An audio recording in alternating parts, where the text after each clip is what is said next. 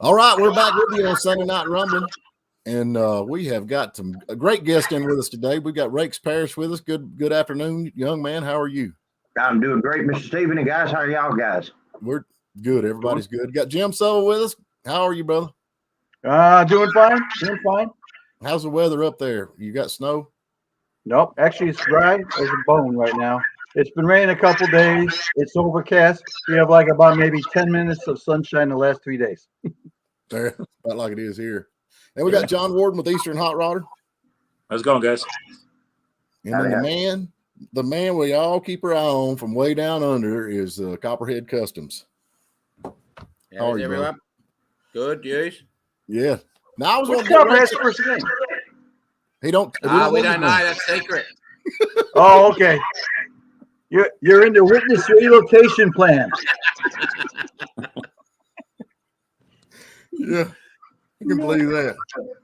I've got now when I watch his videos, I try to read his tattoos. So far, we've made out to 3. So, well, there's some of them you don't want to read some of them. No, you're right. Okay. Well, how many are there? It's nearly. There's only a few spots left. Oh my gosh. Okay. Yeah, he's got. You won't go there. Some of them aren't PG rated though. He's got enough to make me look like a rookie. Yeah, I'm with you on that. Mm-hmm. Anyway, I got Rakes on here with us. He does the Emerald Coast Cruizin. Got 2 shows each year down in Panama City Beach, Florida. Then he's doing another Georgia Mountain Cruizin, which he's Moonshine Cruizin, which he's moved to Dalton, Georgia. But anyway, that's coming up pretty quick. The one in Emerald Coast, when's it coming up? It is. Well, we just got rid of. We just did our November show and had the best show we've ever had this year. We ended up with right at 2,500 cars and spectators galore. And but yeah, our next show is March the 11th, 12th, and 13th coming up. So it's not long for it. It's right around the corner. Cool. But how many cars do you average? I've been down to a couple of them, and we have. Like I said, we had right at 2,500 this year, but we have a lot of people that come from all over the country and then just join the show that has cars that don't bring their cars. So we really put people on the beach for that November show. I bet. Cool. Man, 2,500 cars, that's a lot of cars. Yeah, it is. And I'm trying to keep it all at one venue rather than split it, because then it comes a double nightmare, So, but we're managing now, so it's working. Now you still at the same location you was at? Bessant Park, right next to Pier Park, right at the beach. Yeah, gorgeous venue. You got JG Lounge wants to know how's it going, guys. So far, so good, brother. We just trying to talk cars and all the rest of that good stuff goes along with it. Rakes, how long have you been doing the one down in Emerald Coast? Well, we started in 2005, Stephen. So what is it, about 19 years or 23? 2005, November 2005 was the first show down there. Yeah. So I can't think my math now. I've been relaxing all weekend. I know that there's a lot of guys up this way that make the pilgrimage every year for that show. Well, we see them coming from all parts of the country. We had a guy to drive his Mustang from Tempe, Arizona this year, and he received the long distance award. But we see them coming from all parts of the country. That's really cool. Well, y'all have all kinds of cool guests too, man. Y'all have all kinds of cool people coming down there to sign autographs. Y'all had Bogey. I know y'all have had.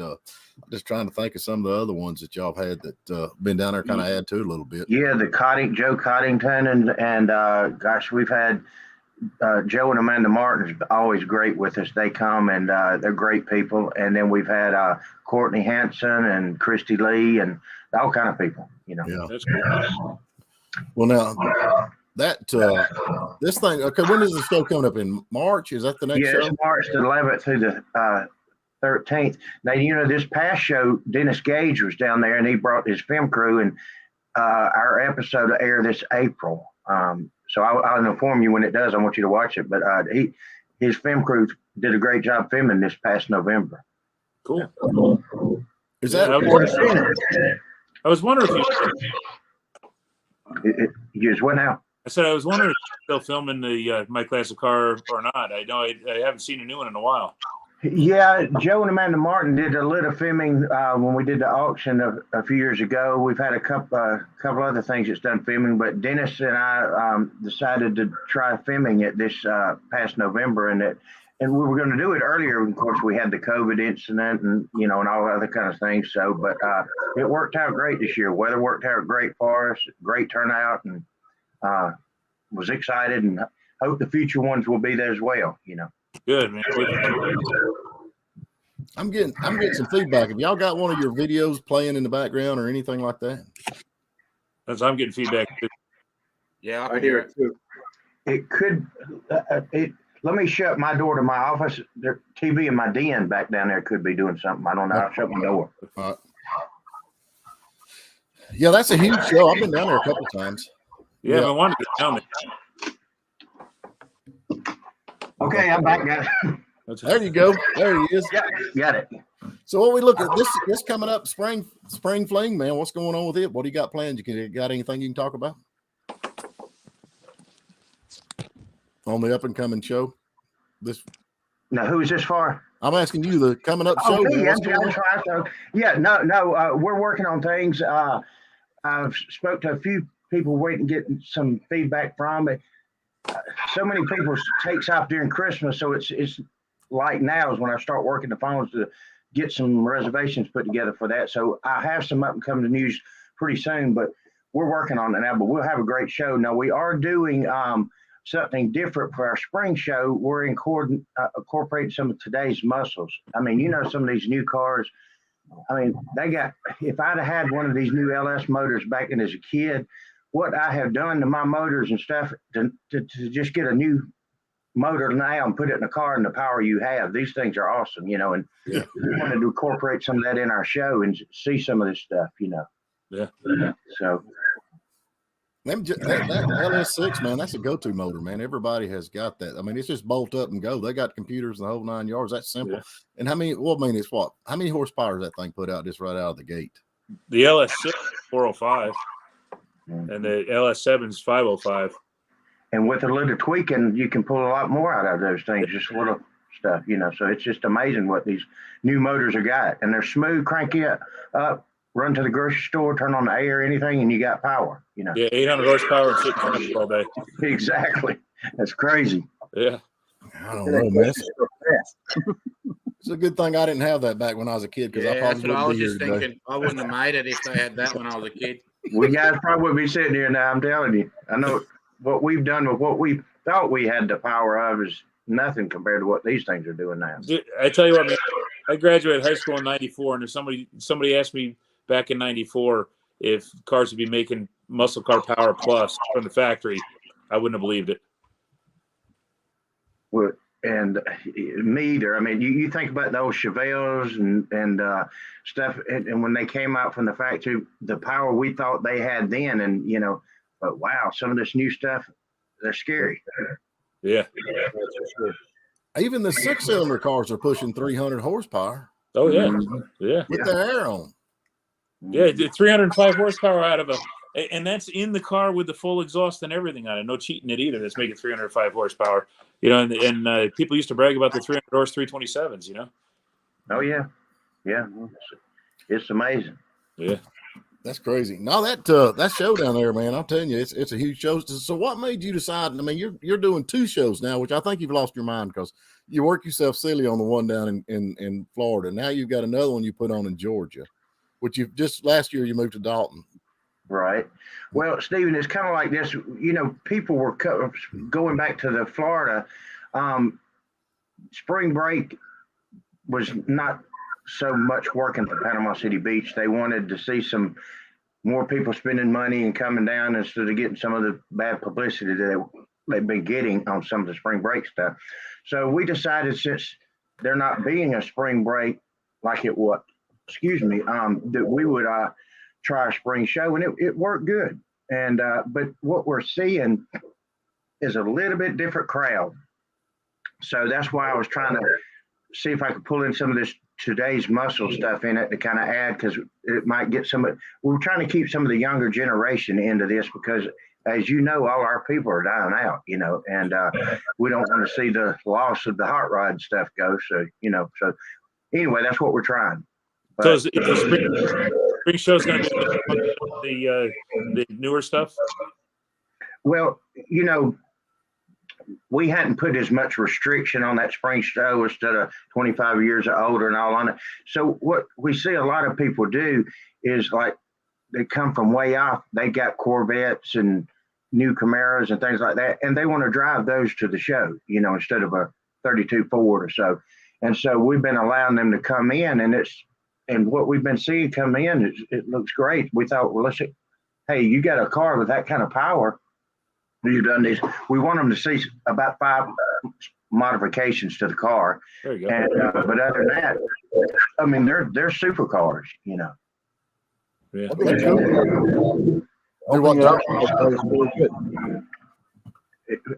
Somebody, you broke up. What I said that this is a really great idea to incorporate newer cars like that. Oh yes, yeah. Well, hobby going.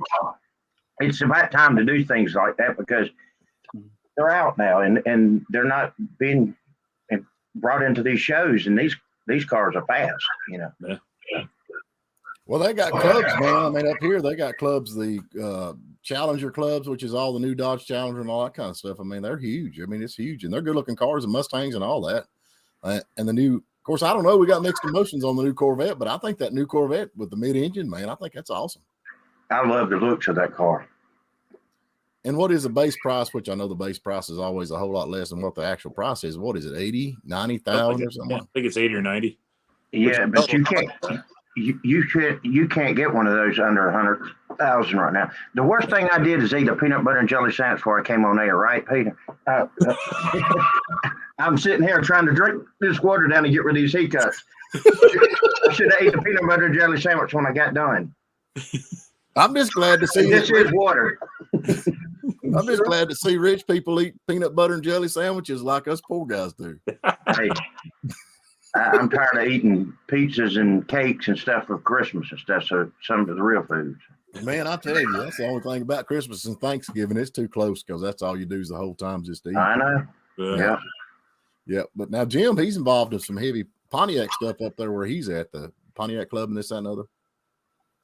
Yeah, I'm with the Cruising Tigers, all Pontiac, or GTO and all Pontiac Club. And I've been there the last 4 years. I've been involved heavily in the show as co-chair the first 2 years and the chairman for the last 2 years. This year I'm stepping back and doing less work, but still very busy. And I give you a hell of a lot of credit for doing 2 shows, man. I mean, we just do one show for 3 days, and that's it. We got 3. We got the 2 in Florida and the 1 in Georgia. So we stay pretty busy, So do you do that just full time? I do.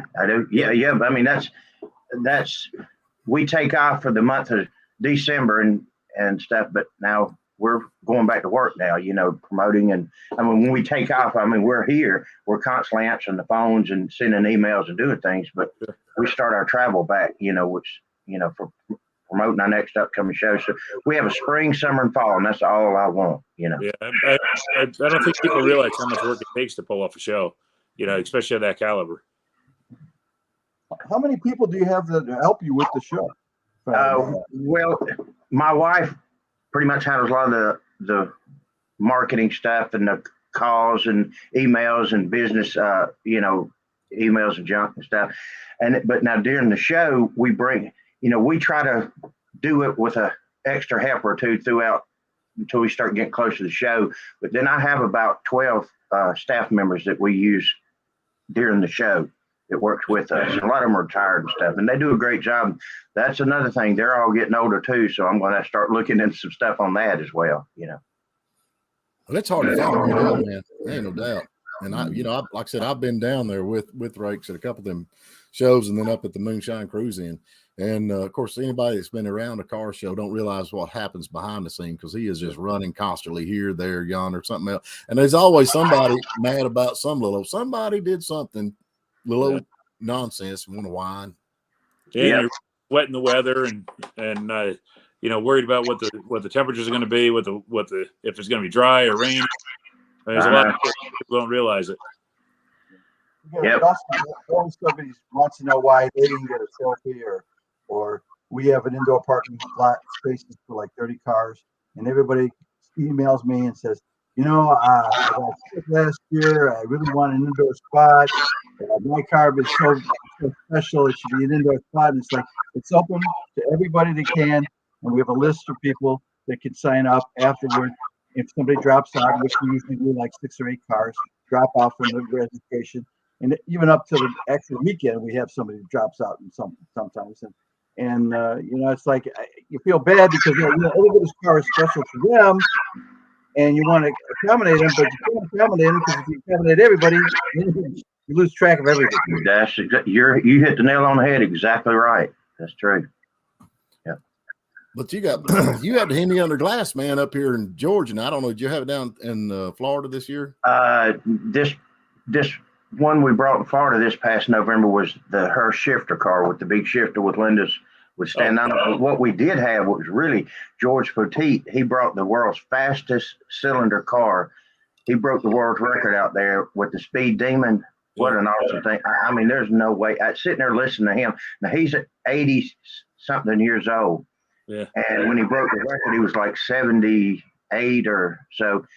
And he was telling me about, once you hit 100, then you hit 200. He said, when you hit 300, it's hard to keep that thing going. But it was right at 500 miles an hour. On land, you can imagine, but we had that car there, So. That's crazy. I like the Hemi under glass. That's pretty cool, especially. Oh, yeah. Jay Leno wrecked it, or I say Jay Leno wrecked it. He was in it when it went under, but over. That's a very famous car. So you got anything? You got any big famous cars yet coming? Anything like that? Do we have any? Yeah. Of course, I'm sure Joe will cook up something. Joe Spignoli is the one you met that has the Hemi under glass, and he's got all kind of collection. And he's up in Chicago, where he's actually built a home down in Tampa, and he's getting rid of some of his stuff. But I'm sure we'll cook up something out of some of his collection, and we're working on some other stuff. But we will have something special there for this March. I've got some feeders out there. We try to have 2 or 3, each show, some kind of something, special. We was at the big show out there at Chattanooga, that Chattanooga car. What is that called? Chattanooga Motor Car Festival. World of Wheels. Yeah, it's going on this weekend, I think. Yes. Yeah. Well, this was the Motor Car Festival. They have like a 3-day event, the Motor Car Festival. They call it downtown. Okay. And they had Miss Hershifter. What's her name? She was there. Linda Vaughn. Yeah, Linda Vaughn. She was there. And I walked up and I thought, well, I'm gonna get me some brownie points. And so I said, hey man, in Rakes Parrish, we're big buddies. We're just, and they kicked me out. No. Probably so, yeah. No. Linda's from Dalton, Georgia, where I'm doing the show now. Right. Of course, I had her there, and my goodness, she drew a lot. She's got some kin folks there too, and they showed up to see her. Yeah. They were all in Chattanooga up there with her up there, but that was a good show. That was a 3-day event. And they had Chip Foose come in. He was there, and I can't remember. Ray Abraham and all them had that. But I think it was just the second year they're trying to get it off the ground up there at Chattanooga. But so now, when is the one in Dalton? When is it coming up? That is, let's see. Matter of fact, I should have a flyer right here, July the 27th through the 29th of July. Okay. So, if you there see. You go. Got there. Yeah. But, and I'm working on, matter of fact, I've got to go to Dalton here in a few weeks, meet with them, and maybe I'll holler at you, Stephen. We'll get together and do something. Well, I'll help you any way I can. Yep. Any way I can. Yep. But now you got a big indoor event there. I mean, you got a little big indoor space there and outside, right? Well, see, that's what we've been needing. Like he was talking about weather-wise and what you got to be. If it rains, I mean, at least if you got a big place that people can go in, even if their cars aren't in there, we can have indoor vendors and some in and put our display cars, our celebrity guests, our bands, and all that stuff. And that's what Dalton had, and they've got an awesome venue, and I think it's going to be great for us this year. Well, now, something we were talking about before we come on, man, John, was that that the drag strip down here in Commerce is closed down. A lot of the events they were having there, it's like they had that swap meet thing ever. What, they have that once a month? I think they had it, John. It's like every first Saturday, I think. And so I didn't know that might be something you all want to check into. Some of them folks that's looking a place to, like swap meets and all those. Well, that is true. Yeah. Well, Shades of the Past is no longer going on over in Pigeon Forge now. Yeah. And, people are, well, what it is, a lot of people's getting too old to do this now. And so they're not getting people interested in taking it over, Sure. So I hope I make it to that point. Gets old again. I didn't realize Shades of the Past was gone. I didn't realize what was going on with that. Yeah, Shades, the rod run still. Shades is gone. Right. And part of that was it was kind of a little bit of a mutual thing. I guess Dolly would want to stay open after Memorial Day, and Labor Day, and the club that was hosting it was kind of at their end. They're running out of volunteers and help for the show, aging out. Exactly. Yeah, that is true. That is exactly what happened. Yeah. Well, they're trying to what happened? The hardest thing right now to do is get volunteers to do shows. It seems to be very hard for us up there. And of course, it's age too related. So yeah. Yeah, that's true.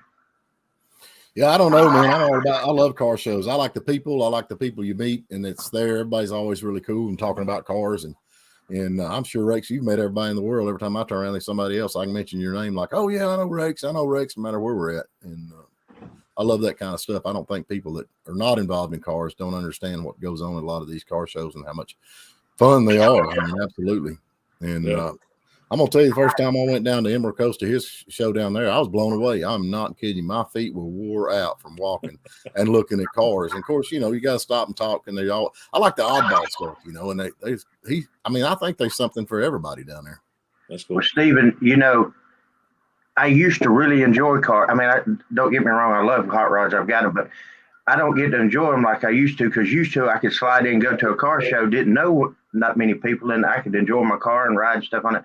Now you got to go and you'll hear people talk how great it is, or you hear some, hey, here's what you need to do, or you go through the vendors, hey, I didn't make no money, I need to, it's not, you got to hear the side of the business side instead of didn't enjoy the show, so anyway. But I enjoy it. You go to a spot where you're not from, so you can go to a show and nobody knows you. That's what I need to do. I need to go way off and go to a show. Maybe Australia. There you go. You go down under. Yeah, there you go. He's trying to get up here. Swap anytime you want. We swap. Hey, they'll do it.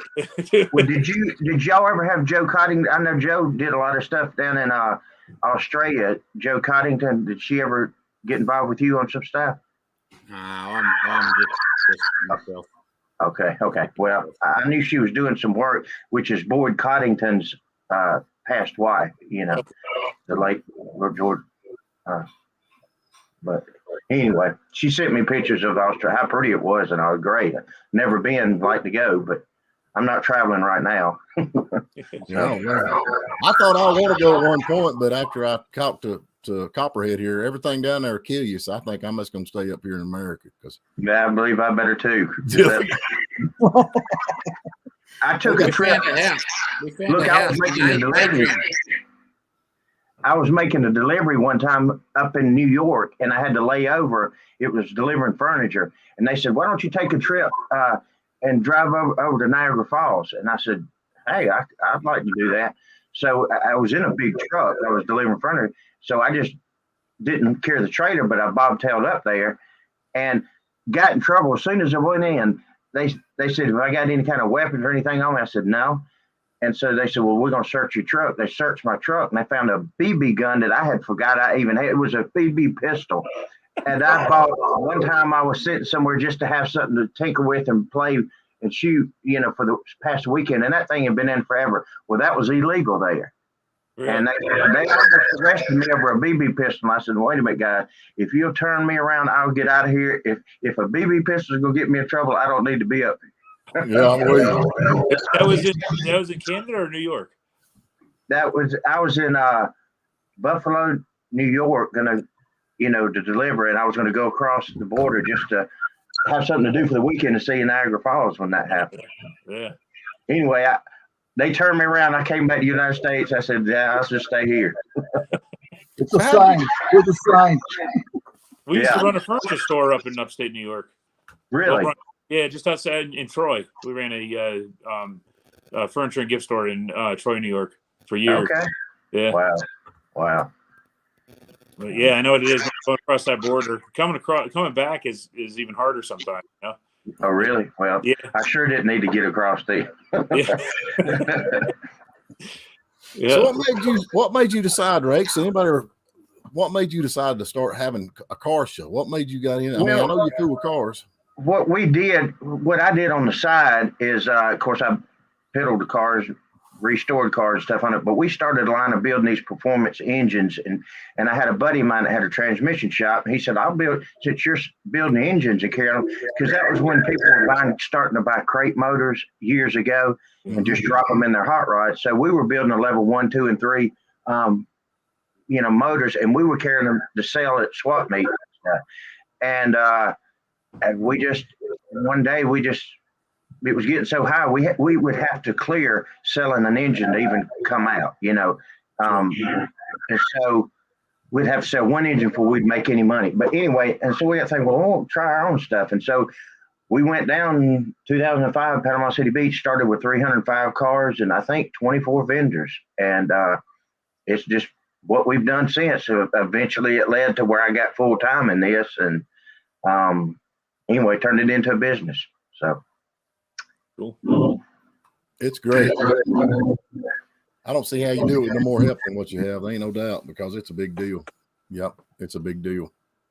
Well, you gotta like it, What kind of engines were you building? We were 350 Chevrolets. We're buying 4-bolt mains, 2-bolt mains, and mostly all Chevrolet stuff, GM stuff, and just Comp Cam was in Memphis, which is not far from me. And of course, I had buddies that worked there that I got supplies to. And of course, TCI Transmissions was over in Ashland, Mississippi, which is not far, 15, 20 miles from my house. So I had the connection. So that's what we just, and we just, of course, nothing against Ford and Mopar and stuff, but I'm a GM guy. I like Chevrolet. And so that's what we chose. And that's what I knew the motor. So, and we just started doing it, and we did pretty good, decent, Cool. I'm a GM guy, but yep. I like them all. I don't care.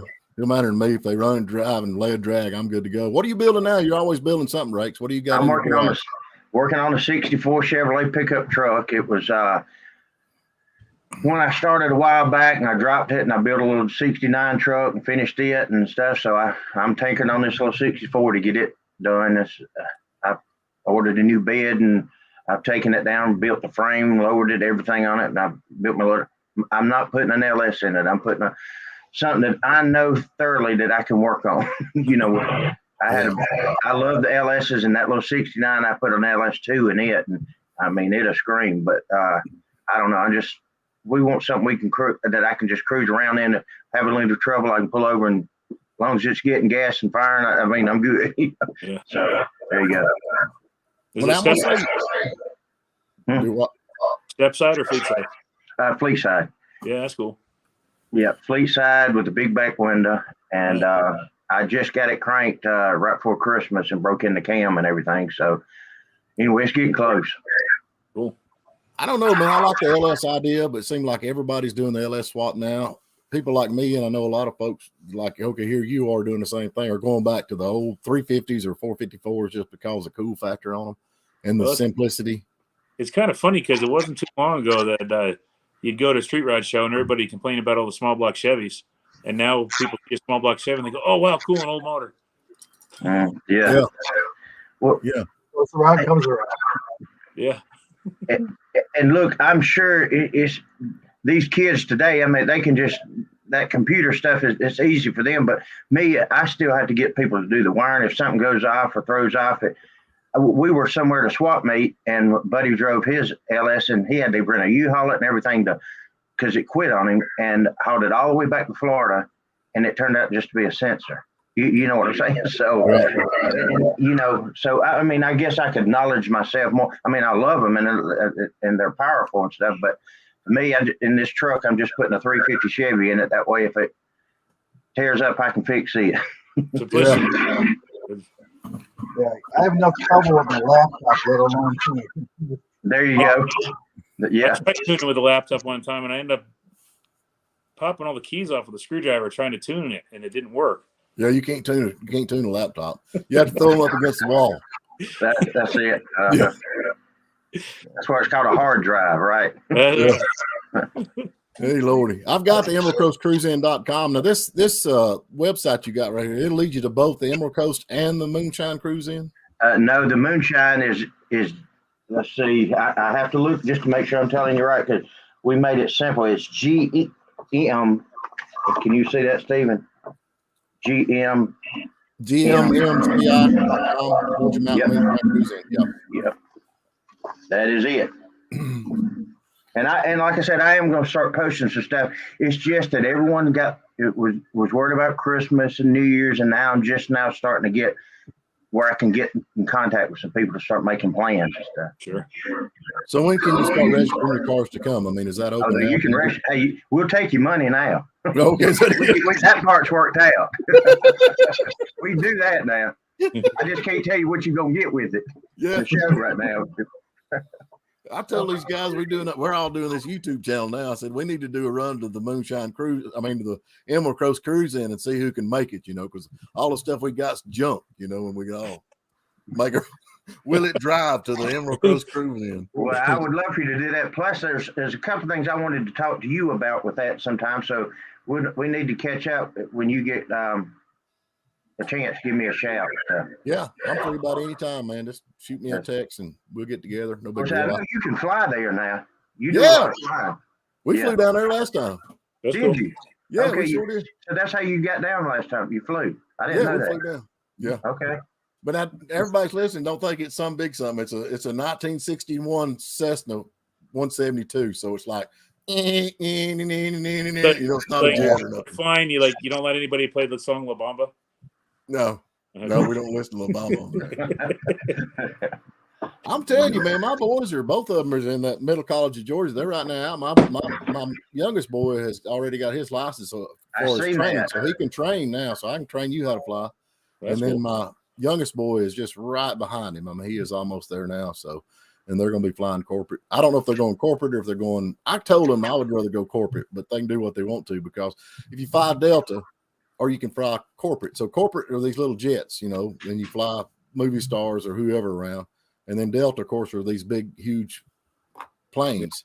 And I said, my theory, I'd rather be riding the skies in a Corvette other than a school bus, because that's basically what a Delta Airlines is, just a big school bus. Yeah. They even call them Airbuses. Yeah, that's what they are. It's a bus. So, but it's they make more money off those corporate guys than you can off the airline.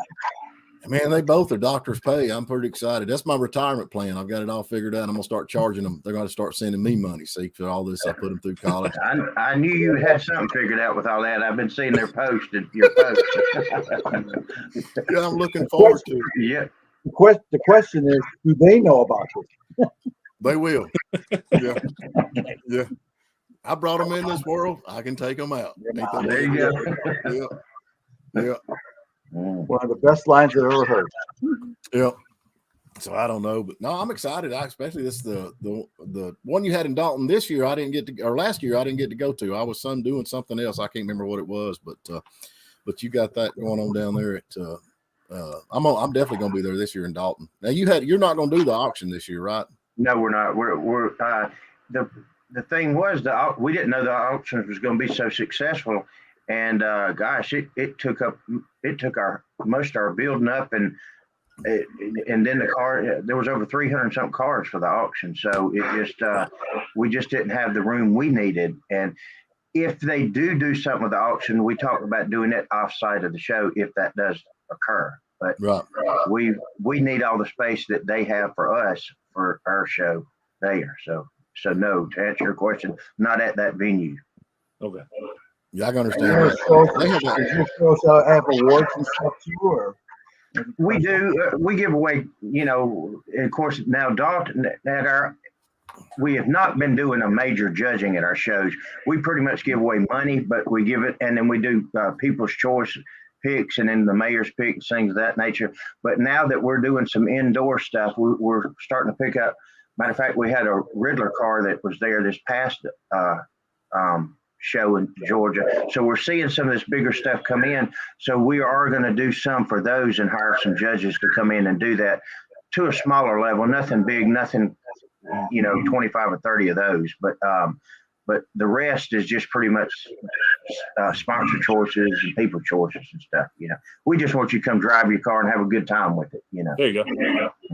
We were up there, Tour Elegance, I think, or Tour de Elegance, or whatever they call that. They had that. Now, them guys that go out there and judge them cars, man, they dress in bodysuits, man, where they don't touch anything. And I mean, the angle of the bolt, but the way it's tightened on the firewall. Oh, this is off a third of an eighth of an inch, and I'm like, are you kidding me?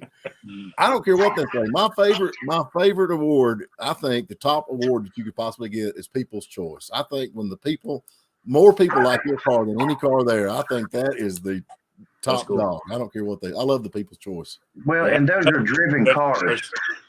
I don't like picking people's car apart, but I've done it a bunch of times and I've done it well, but I'm not a fan of it. I'd rather just go look at a car and point out what's cool on it rather than point out the flaws, Mm-hmm. Exactly.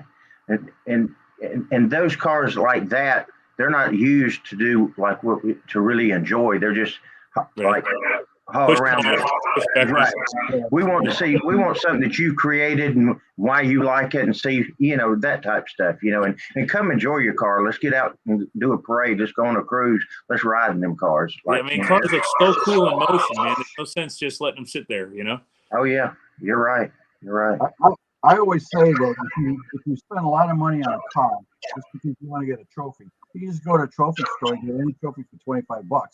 And just some of these people are so fanatical about getting 100 points or 1,000 points or whatever it is. Yeah. And then they walk away, they get pissed off because something labels in the wrong place, or a bolt's not the right bolt and stuff. Yeah, and it changes the mood of the show, I think, too. Yeah. You get it's funny. I've been to shows where we're at a show. My dad had a 57 Vet that was it was a national event winner multiple times over, and it was Corvettes of Carlisle 3 years in a row in his class, and the fourth year he didn't get it, and other people complained that my dad didn't get it, and the judges came to my dad. Look, we had to pass the torch. People weren't coming in the show because they know they couldn't beat your car, and that kind of rubbed me the wrong way because I'm going, well, I mean, it should be, if it's a points judge show, it should be the top car until someone else better comes along, and it's really judging on points. But it also made me realize when people stop coming into the show because of that, it just shows you how driven they are for that trophy. And like you said, it's not worth that battle. We'd go to shows, we'd go to a Cruizin, and that same person would park next to us and chat us up all day long. And then you park next to them at a show and they act like they're your enemy, and they're competing against you, and they don't want to give any secrets away, but the cruise night, they told us how their clock didn't work, and at the car show, they're changing the time on their clock so it looks like it works. You're right. Exactly. Yeah. I'm a driver. I like drivers. I like oddball stuff. I like to see the Matadors. I like to see the AMC cars. I like to see, I'm okay with Chevelles, and I'm okay with Camaros and that kind of stuff, Mustangs and all that. But I like the different stuff. I like to see the oddball stuff, and there's some cool stuff down there. Yeah, we've seen some of yours, Stephen, and we like your stuff. Yeah, you're just saying that. You just want my money. No, I do. I like it. The one you cruised up at the Moonshine Show. What was it? A police car type? The Blues. Blues deal. Yeah, I got the Bluesmobile. Yeah, I got it. Yeah. I like that. Yeah, that's a pretty cool car. Mm-hmm. So, especially when I'm driving it. It's funny though, all the old people, they're like, oh man, Bluesmobile, that's the coolest movie ever. But the young kids are like, oh, look at the cop car. They don't even know what the Bluesmobile is. Who is the Blues? Yeah. I'm like, you gotta be kidding. So I reckon I'm trying to find a wagon, man. We want to build that truckster off of the family vacation. We're going to build that next. That's what we want to do next. The truckster. I've got one found. I just got to get up there and get it. I've actually got it bought, but I hadn't went and picked it up. Let me see where my wife's at. She don't know I bought it yet, but yeah, I see you looking around there. That's the other one I want to build. we got some cool stuff going on, man. We've been fixing up old junk. You know, I got more cars up here, and Carter's got liver pills, and so I'm just dragging them out of the woods. I got everybody beat on cars, but they're all dilapidated, you know. And let me ask you another question, Rakes. Now you're in all this hot rod stuff. We've got a 37 Ford that my daddy's had forever and ever. He actually got it painted, and it's just a bare car. Who would you get the you know, you can buy frames for them things now. Who would you go? Who do you recommend? Or you have somebody that's in the know as far as frames for like a 37 Ford? Gosh, who was that? He comes to my show. Cherokee, Kentucky. They're building home. I mean, there is some major stuff you can go into to get something like what they. But this guy was building some of these frames. He had them at our show. Well, if you come across it, just send me a text. I'll let you know on that. Yeah, it's Cherokee something, but he's out of southern Kentucky. Yeah, and they sell front clips like for the Novas and stuff, and of course Khmer kits, but then full frames and stuff. So yeah, I'll let you know on that. Yeah, I'll look him up for you. Yeah, we're thinking about this. I'd like to put the late model frame underneath it, but I'm gonna put the original hubcaps and all that back on it where it looks like it's a original 37 Ford. Right, but it'll ride and handle like Cool.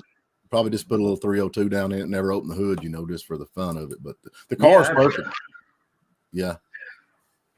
And right there, I tell you what, Steve, right there in Dalton, Fat Cat Rods, they're building them frames for those cars right there. He can take care of you right there with one, right in Dalton.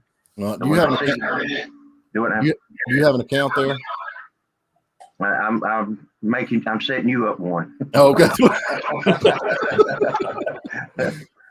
Yeah, I'll just call it. So Rakes said to send me this. Yeah. Send me this. Yeah. Put it on his account. Mm-hmm. Yeah, put it on his account. But anyway. Yeah, no, I'm excited, man. I love it. I can't wait to get down there. Of course, it's going to be a little time now, but what is it, March 8th through the 11th in 2023? Yeah, Yep. And but now that COVID stuff, when you see was you out a couple of years on the COVID stuff or not? Well, you know, I luckily didn't get shut down for the COVID. You know, it was just starting when we started our March show, and then there was no restrictions in Georgia, you know, during the time that we had our Georgia show, and then they had lifted restrictions by the time November come for that show. But we did get shut down as the hurricane a few years ago, Michael, that come through, you know. Yeah. So that stopped us. But that hit like a week before. yeah, it happened right. We were down for cruising the coast, doing our big marketing deal there in Biloxi. And I kept looking at that hurricane. I said, it's coming our way. And everybody's like, nah, it's going to turn before you get there. And no, it didn't. It came right on. But terrible for Panama City.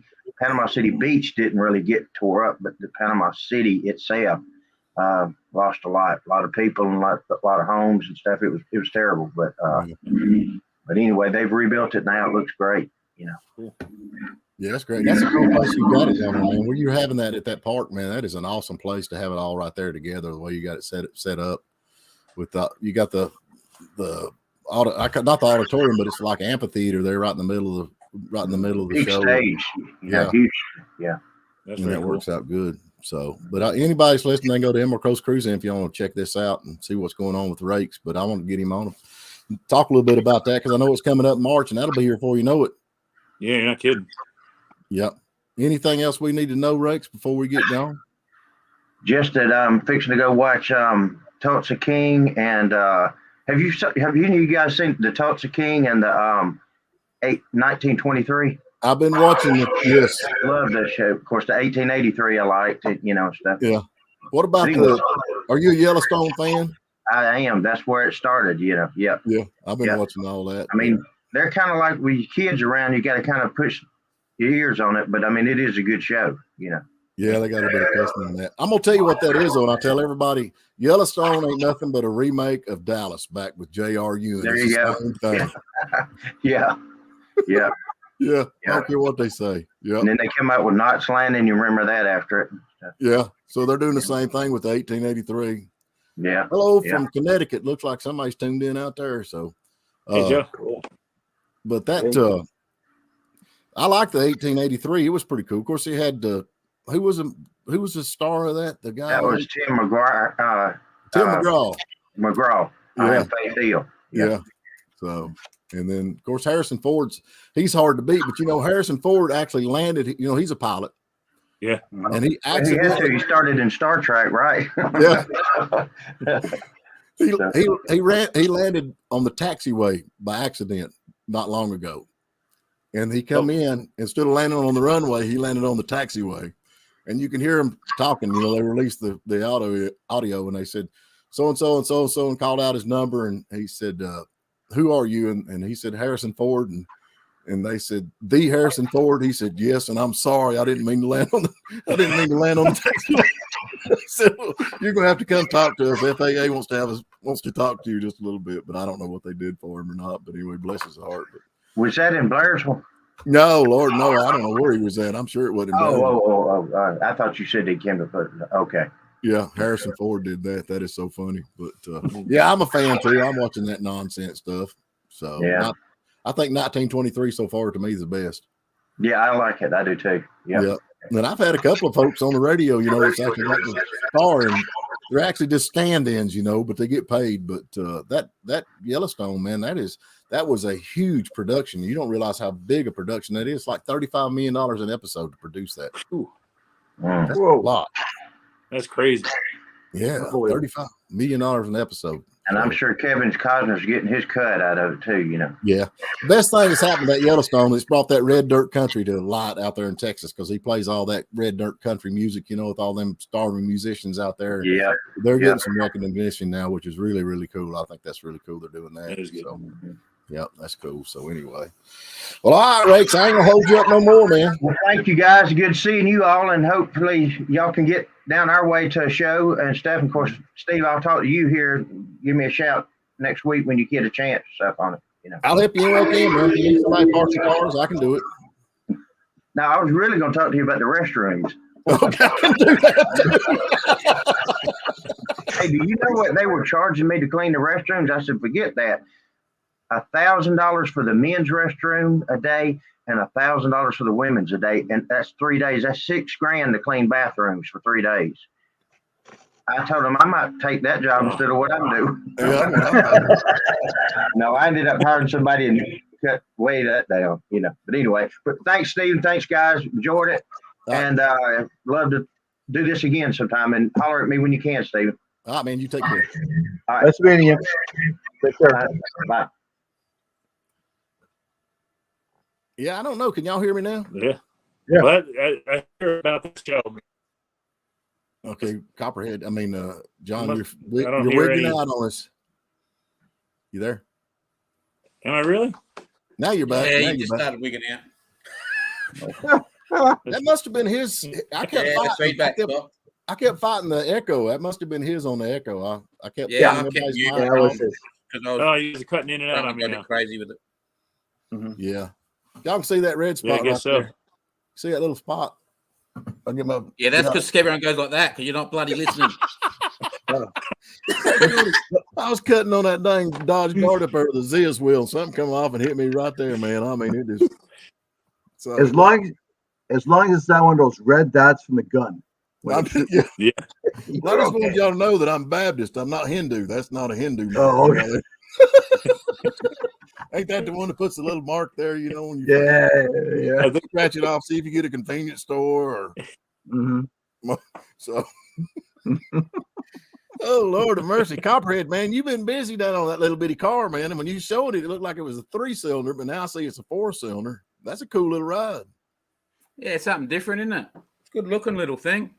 It is cute as a button, but I mean, I guess it's better downhill than it is up. I don't know if I'm going to fit in it. Yeah. Is that real leather interior in that thing? I can't get over the interior. I don't know if Jim's condition, isn't it? I haven't seen it. I need to check out little Hillman Minx, 1953 Hillman Minx. Yeah. Wow. How long is that sat again? 30 years. It's like 20 years. Yeah. 32 years, I think it was, under a house. Yeah. Wow. The interior was 5 years ago. So we got it. I've got it running. It starts sounds idles, good, but it's. I'm having a bit of issue with the. I don't know if the the water pumps stuffed or not. So I can't get water flowing in it. I don't know. So I've been doing all weird stuff trying to flush it all, and I cracked it shits with it the other day, and I'm soaked up and went inside. So I've got to put it all back together and see what happens. So I don't know. I can't find parts. So I don't know if I can rebuild a water pump or not. But the impeller might have rotted off it. Well, that's what I'm thinking. I'm thinking the impeller might have rotted away. So then I'm sort of stuffed. It reminds me of like what was that little Morris Minor? Ain't that what I'm thinking?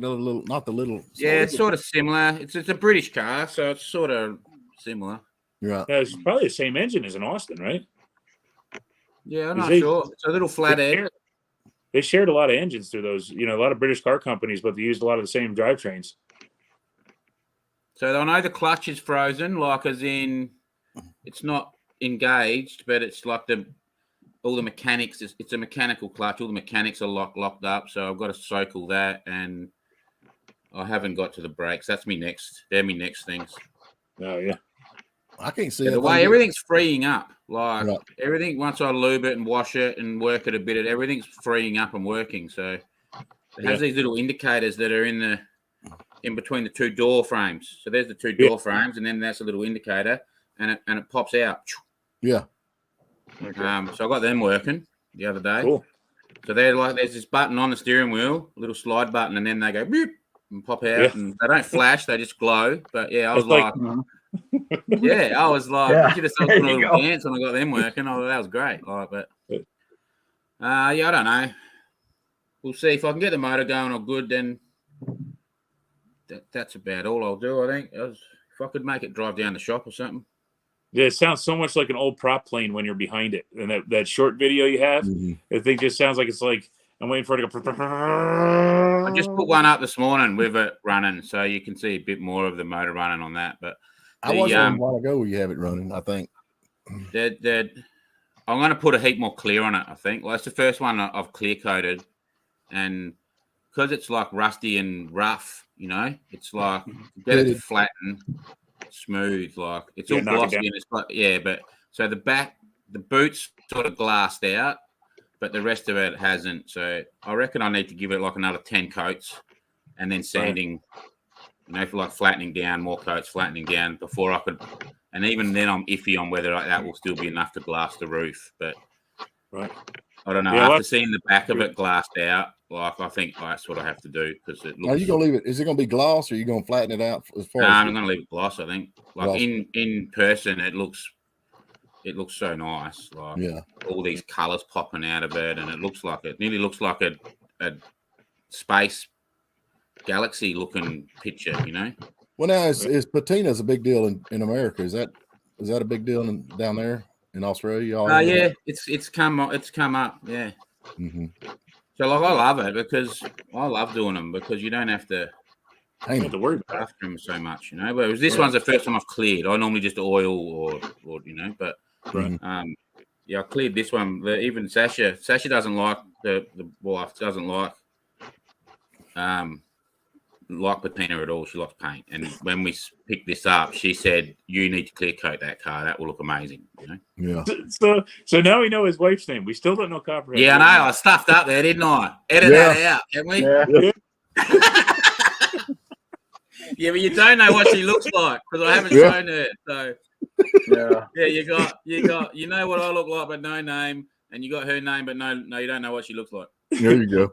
Someone told me the other day, I was like, I said my buddy down in Australia is working on this. Like, you got a friend down in Australia? I said, yeah, he runs Copperhead Customs. It's all cool. What's his name? I'm like, we call him Copperhead. Yes, and he's your friend? I was like, yeah, man, he can stay at my house if he wanted to. But you don't know his name? I was like, yeah, that's kind of weird. Man of mystery. I found a house. Where's Adrian? How far is Adrian? Say it again. Adrian, Georgia? Yeah. I've heard of that. Let me look it up. Let me pull a Google up. Looked like I think it was like an hour and a half from the ocean. It looked like it was about three or so hours from you, Stephen, I reckon. All right. But I don't know if it's like some little hick town or what. But I'm sure if it's in South Georgia, it is. South Georgia. I found a mansion like I wanted. Yeah, it's like 4 hours and 15 minutes or so from where me and Steve are. Let's see what Adrian is. Where's Adrian at? It's down Looks like it's almost Savannah. No, that's not good. Yeah, it looked like an hour and a half from Savannah. Yeah. Yeah. That's where I know it from. I drove through it when I went to get an engine for Liberty's car. I don't know a whole lot about it. You got to go through Atlanta. The nice thing is that's almost as, it's probably about the same distance from our place to Summit as Summit Racing is to Adrian. So you can stop and get speed parts on the way. Okay. Well, I'll tell you what, you should see the shed that's there. Oh, really? Oh, yeah. It was 50 acres, I think it was. No And kidding. it was a real wicked house. And then the shed, I just started drooling over the shed. So Cool. Well, what do you call them? Shops, whatever, you know. Yeah. Yeah. You're down below Dublin. What do you work in feet? In feet, it would have been, there was two 40-foot containers across the back of it, and then a probably 15-foot gap in between them. Wow. So that's like, it was like 95, 100 feet square is the shop, and then there's like another 50-foot by 100-foot awning off of it. Holy crow. Wow, you like man. hot weather? Nice. That would suit you because that's below Macon.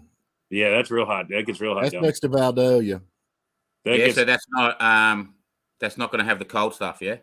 Well, it'll have a cold hot snap, but it never gets nothing like what we are here. Yeah, okay. Yeah. Like right now we're going to be, for this next week, we're going to be 40s and 50s for highs, and then we'll be high 20s and mid 30s for lows at night for this next week. So that's freezing. Your lows in 20. Yeah. Lows will be just dipping below freezing for a couple nights. Yeah, so we won't like that. Yeah. Now, Jim's up there next to Chicago. What has your weather been this last week? Have you had pretty decent weather? Has it been cold? Oh, it's been pretty decent. It's a lot warmer than it normally is. And Yeah. Christmas time was real cold, and then after that it broke, and we're like in the 40s. Okay. And going down. I think now this week it's going to be like around 35s, 38, Yeah. and down in the 20s probably in the day and night. So it's not too bad. It's like I'm just waiting for that shoe to fall. It's going to happen. Right. And it's going to get freaking cold all of a sudden, and then it'll be like that for a while. So, but we were very fortunate not. There's no snow on the ground. We had a little dusting of snow this week, and it melted pretty quick. And I just enjoying it while I got it. Right. So how's the rust on cars up there where you're at? I mean, they pretty bad to rust. Oh yeah. Yeah, they do. They rust pretty good. That's the Rust Belt, man, right over to where I used to be. Yeah, I know. exactly. I get on Marketplace all the time, and I find some cars up that way, and I think, boy, I'd like to have that. And I think, no, I don't want that. It's from up north. I mean, I just, I tell you what, man, the people up north got really good at spreading Bondo. Mm-hmm. Yeah, That's the thing about it. That's a real problem. That's a real problem. Everybody Bondos everything. And yeah. You see some nice cars that look good, and then you get into them, and I've seen Bondo over an inch thick on some cars. One of the guys at the radio station was looking for a car for his wife, and he found this little, I think it was a Honda Civic or whatever. Anyway, it don't matter. It was a Honda or something. Mm-hmm. And it was at a car lot, and pretty decent deal on the thing. And he said, what do you suggest? I said, well, I'd run it up on a rack and I'd look. Oh, yeah. Look.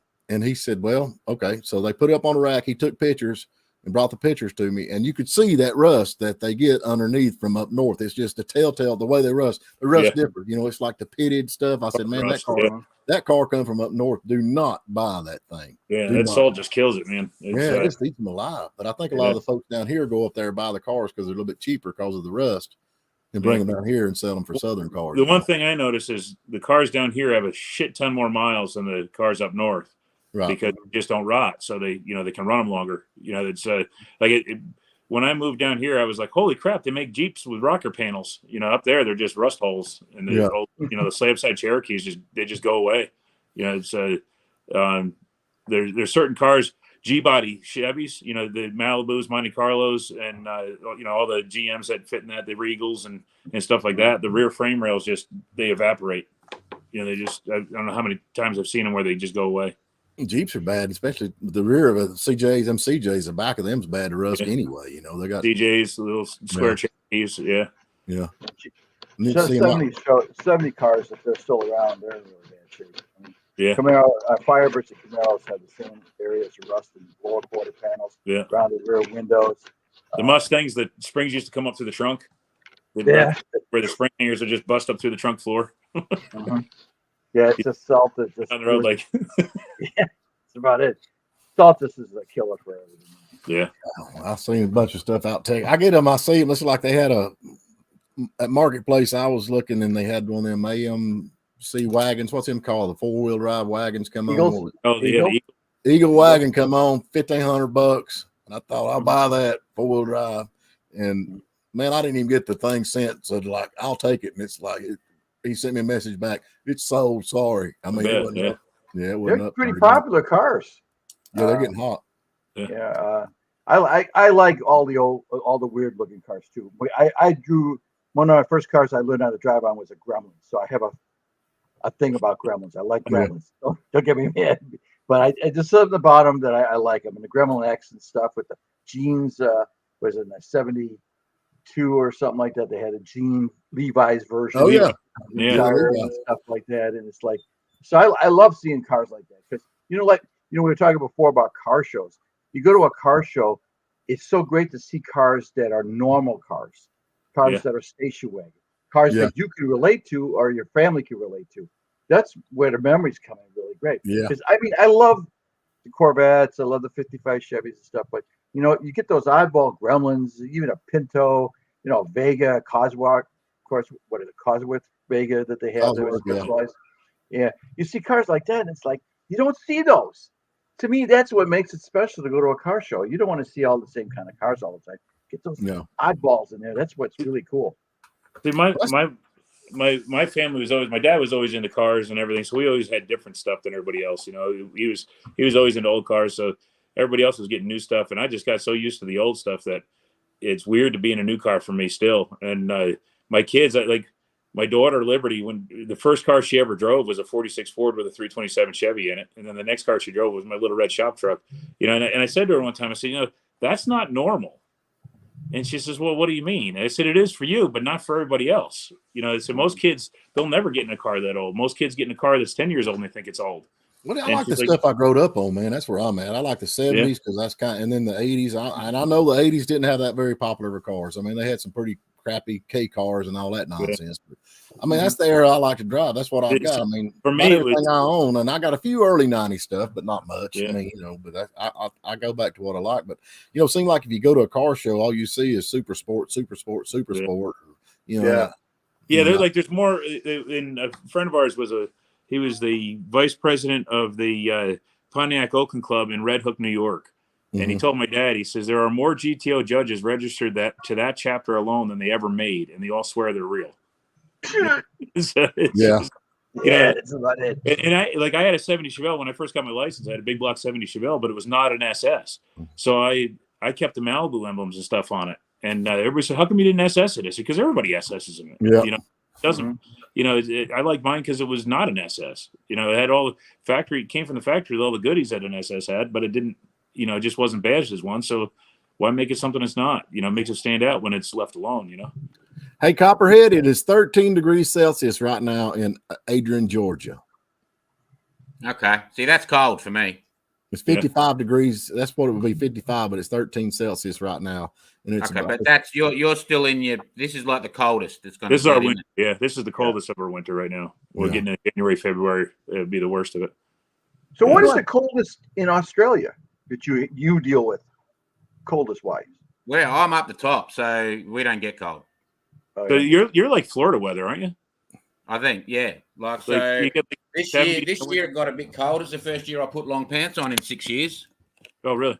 Yeah, I just wear shorts all the time normally, but where I was in South Australia, it gets cold down there. Like you'd have 0, which is, I don't know what that is for you. That's 32 that's degrees. Freezing, what we call freezing, So that would be, and that's at night, in the morning or whatever, and that's that might be 10 or 13 degrees. So what you just said, that during the day. So, like on a cold day, But yeah, we're at the top. It's just we're humid and like we have.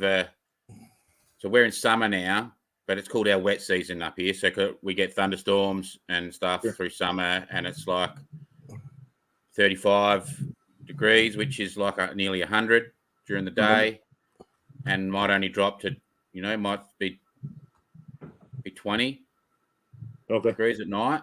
Yeah, And which is then, 70. and then in the winter, it's like 23 degrees every day. Okay. Yeah, so I don't know you're what that converts to over Yeah, there. That's you're probably kind of like Central 80 or Florida. something. Yeah, Yeah. you're like Central Florida weather. But Florida, weather-wise, but Florida, we're going to get smashed with A storms all hurricane. the time, aren't we? Yeah, yeah. Is there parts of It's Florida funny. that don't? Sometimes they'll come in waves. Like we had a whole decade where there was not a single hurricane, and then all of a sudden they started coming back again. And I got friends and family that live down there. I think anybody that lives up in this part of North Carolina or Georgia that we're in has friends and or family in Florida. It's like we're Florida's mountains. They got to. It's so flat over there. They have to come up to us if they want to see a hill. And So that everywhere in Florida kind of gets hit. There's no sort of parts that don't. Yeah. Nah, my buddy's right in the center. He's in a place called Avon Park, and he loves it down there. But he's had a couple hurricanes come up over it, right over him, and he's fared pretty well. Some areas get hit. My aunt, she's on the coast, and she's literally lost her beach in half her yard. Just down the road from her, she's in Flagler. You go down Daytona Beach, Ponce Inlet, and Wilbur by the Sea just got wiped out. They got hit really, really hard. So you get inland more, it's usually a little better. Like Avon Park is kind of dead center in itself. The thing I don't like about Florida is it's so damn crowded everywhere you go now. Even the desolate areas aren't desolate anymore. Yeah. So now you're in Queensland? Yeah. Okay, I'm looking at it here. I think I see your house because I see smoke coming out of somebody's garage. I'm looking at the map right here. So I'm in a place called Coralbin. Crabbing. Yeah, Coralbin. Kooralbyn. BYN. Never even heard of it. Is it Oh, Wales? I got you now. New Wales or something? Are you near there? What's New Wales or something? New like South Wales. No, that's underneath us.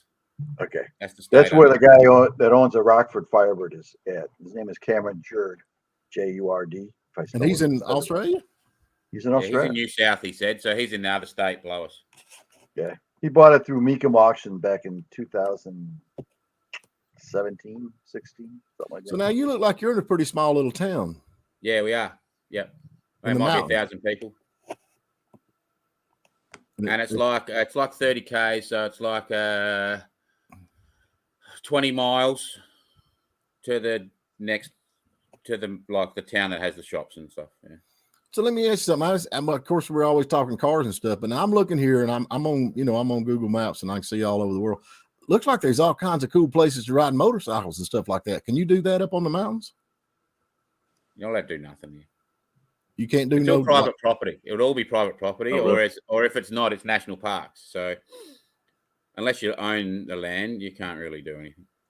We just ride anyway. If anybody stops us, we just don't take our helmet off. Yeah, my buddy tried to outrun the cops when we were in high school, and he was outrunning them. They were trying to get him on his quad, and he looked over his shoulder and he went for the trail. And he went down the ditch, came up the other side, and the cop tried to follow him in and just nosedived the cop car and poof, into the ditch. And John looked over the handlebars and then hit a tree and got launched over the dead tree in the path. And that car and came up, grabbed a hold of him, grabbed him by the helmet, drug him out, started kicking him and threw him in the back of the car and everything. Beat the crap out of him because he was trying to outrun him. He's trying to drive from one trail to the next, and he had to take a little bit of public road, and the cops were being real jerks about it. And I don't know, they were making hay over it for no reason at all, I don't know. I think it's crazy. Back when we was kids, we rode all over these mountains, man. We went everywhere. And then we got all these folks moved in because everybody here's so nice. And the first thing they do is put no trespassing signs up at the end of the driveway. So that's kind of what you deal with. But, how big is the mountains there where you're at, Copperhead? I don't know. They're probably not like yours. They look big. The big mountains are more, I'd say, more New South Wales. Right. That's called the Blue Mountains and stuff. And so we got mountains, I don't know. Like, it's not like, I don't know. Like, we're at the top. We're in a valley. So I'm up the top of a valley. Like, it's steep as to get up. And I don't know how tall it would be. Yeah. Well, you got a lot of yours around there. Hey? You got a ton of farmland there. Yeah, we're in the bush. Yeah, that's cool. So we're like an hour and a half from the Gold Coast. You would have heard of the Gold Coast, yeah? Yeah. Yeah, so I'm like an hour and a half from there, or I'm an hour and a half to Brisbane. Okay. So the Gold Coast, that's a tourist trap. Yeah. You got to have like a fake tan and, like duckbill lips and shave your legs and stuff if you want to go down the Gold Coast. I ain't shaving my legs. And I ain't hanging around nobody that does shave their legs. You're in Carabin? Pardon? You're in Carabin now, you said? Carabin. Koororbyn. Albyn. Albin. Okay. BY. Now you would if you move down to where you're, of course, like where you're at when you got to go to the town or whatever. I mean, if you have to go to the big city, how long a drive is it? An hour or something like that? Well, to go to the nearest town, like where they have like a parts shop or whatever, is like a half hour. Okay. So the supermarket, the doctors, all that is half hour. But if we want to go to Brisbane, which is the major, where all the real big stuff is, that's like an hour and a half.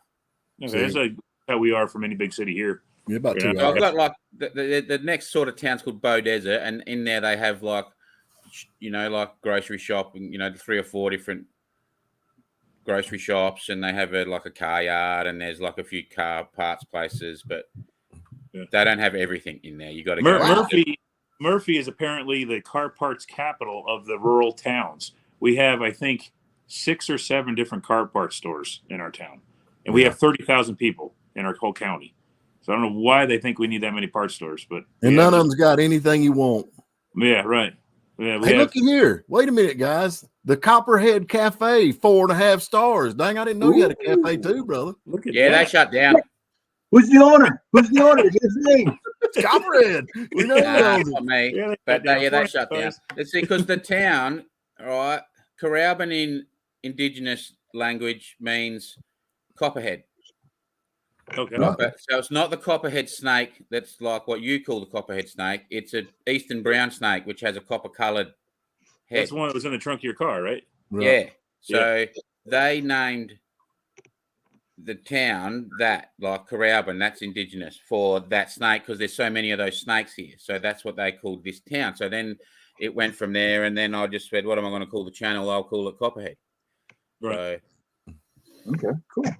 I hate snakes. So do I. Don't worry about that. If you go look at the video, you'll see how much I hate. The place you want to look weather-wise would be Texas, man. You'd probably fit right in Texas because it's a fairly dry climate, and they're hot. My buddy's in San Antonio. My wife wants to be near the ocean. She loves the ocean. So. Oh yeah. So are you really thinking about? I looked at that little. I thought she'd like Florida, but we can't go to hurricane place. But that's why I sort of seen that other one at Adrian, and I thought, that might be away from all the hurricanes and stuff, and not as cold. Yeah, but off the coast there, usually what the hurricanes do, they'll cut up Florida pretty good. They'll either hit the panhandle, come straight up the side of it, they'll cut across, and they'll hit South Georgia, and then either go out to sea or they'll hook up and catch part of South Carolina or even North Carolina. Well, now, it's not. I mean, the hurricanes, don't freak out over that because, I mean, unless you're on the coast, you really don't get that more than just high winds and stuff like that. It's not something like, I mean, if you're off the coast, I mean, it's not that big a deal. Yeah, they're not all the time either. There's a hurricane season, and like I said, sometimes you won't get any for a decade, and other times you'll get 2 a week, and then they'll be spaced out for a month. I think this year, what they get, about 4 or 5? And I think I can't keep up with them. They keep naming them different names. Jim was asking if Copperhead's wanting to move to America. Yeah, he's trying his best to get over here, man. He's trying.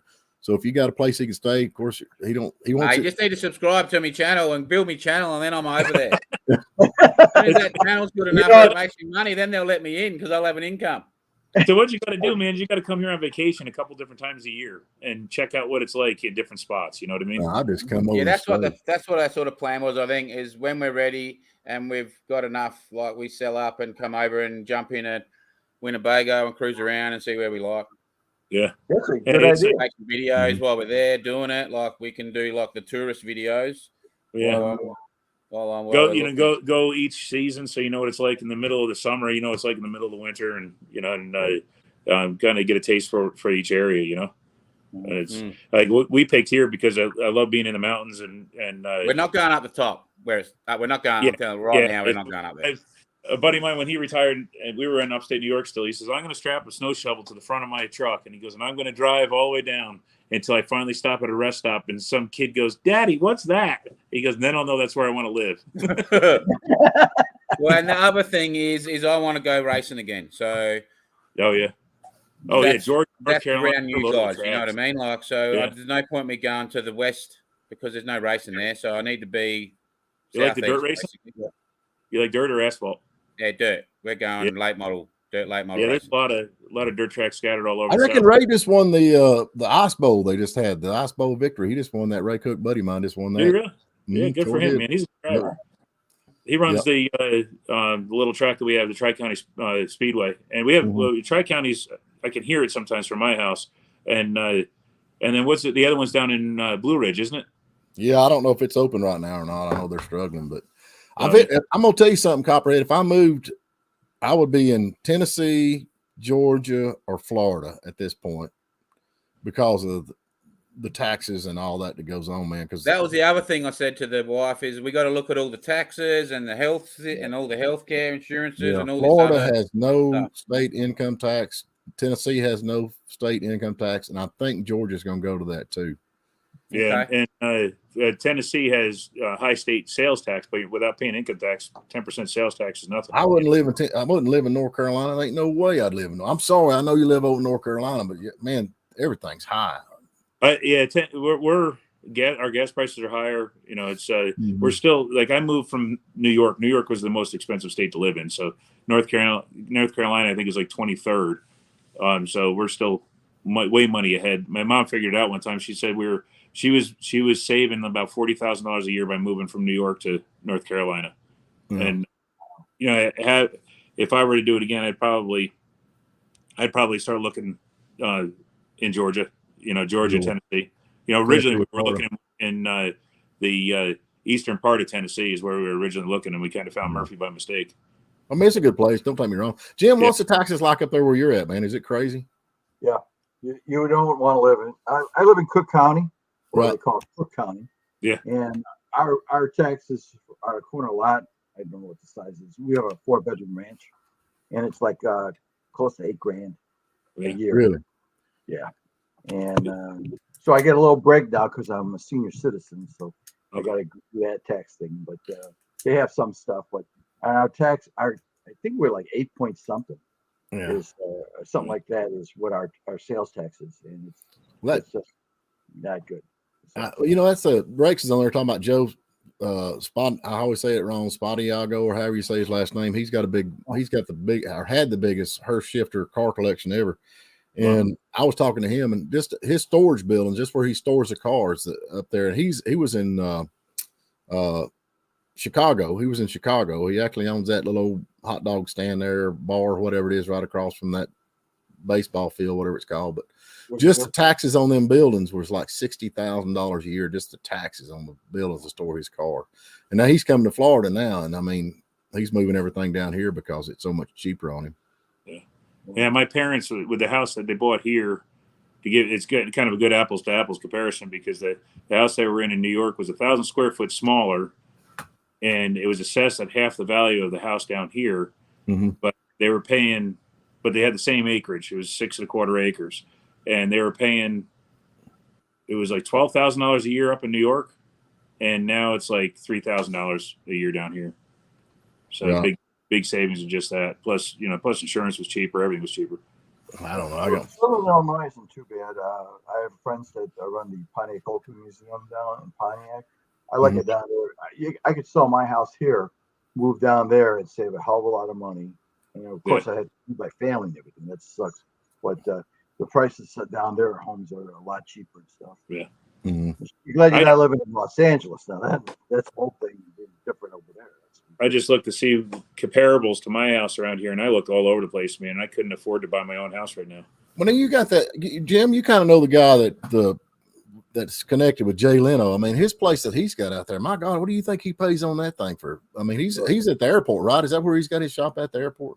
It's right on the airport's right there. And I have no idea. I don't even know how big that's. I still have to go out there because I have an open invitation to go visit. Well, I'm driving. If you're going, I'm driving. I'm gonna be your chauffeur. Okay, sounds like a plan to me. I'll drive. I got a plane. We'll fly. Yeah, I have no idea.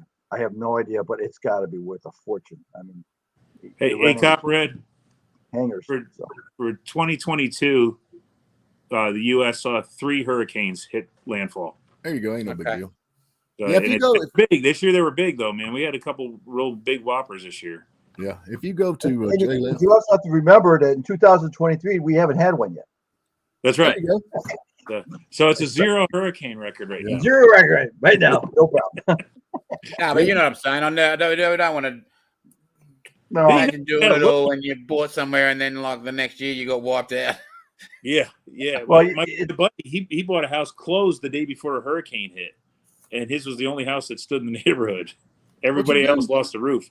Man, just buy a mobile home. Just buy a mobile home and blow it away. Just roll another in there. Ain't nothing to that. Yeah, then you can live in just pick up your home and move with. Get out there. See, now in the Midwest, I suppose you could have a freaking you could have a block of land with a big shed on it and then a mobile home that you lived in. Yeah. So now here's an idea. You can buy two properties, have one mobile home. Each one has a garage set up for you, so that if the hurricane comes, you just drive to the next state over and work out of there. And then when it's clear, you go back.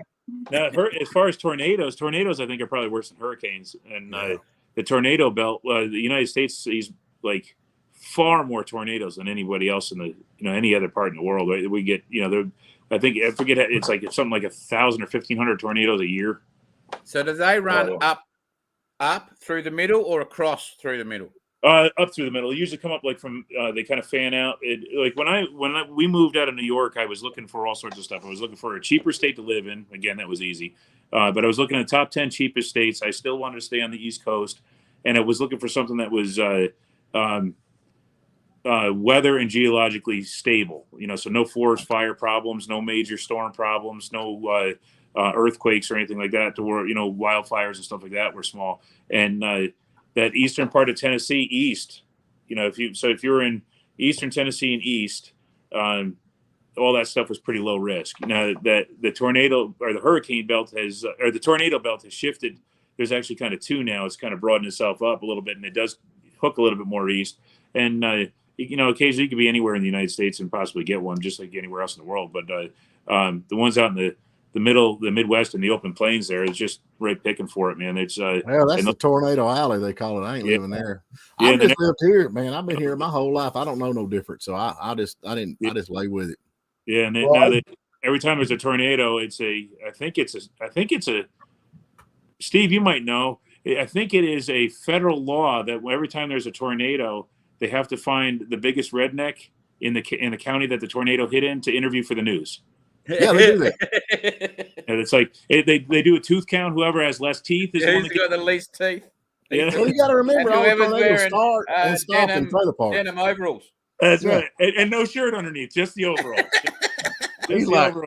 I said that last night. I said, when we go and live in America, I said, I'm buying a pair of denim overalls and a pair of, and a black and red check shirt underneath. There you go. There you go. What you should do, they get a little blackout stuff. They can just black out your teeth. And that way, when they call the station, go, hey, I got a redneck out here with missing 4 teeth. He beats out the other guy with only 3 teeth, so now you can go on. Yeah. Hey, Copper, you know how you know that it was a redneck that invented the toothbrush? Because if it was anybody else, it'd be a teeth brush. Well, I'll tell you, I lived in Los Angeles for 10 years, and I went through a minor earthquake and then the big earthquake. And I'll tell you, out of all, I'll take snow, I'll take a hurricane, I'll take anything else besides an earthquake, because it scares the crap out of you. It comes out of nowhere, and the damage is unbelievable. Yeah, I've never been through one. I've seen some of the damage. That's crazy. And the thing is, there's no warning for it. Like even with when you're looking at the storms, like a tornado, sometimes you only have 15 minutes to find out if there's a tornado. They happen that fast. Hurricanes, you could have 2 or 3 weeks sometimes. They'll start brewing down in the Bahamas, and they just track every single track, and they know where they're going. I have my cousins down in Florida. When the big ones come, my cousin will take the kids up and come up and stay with my aunt up here.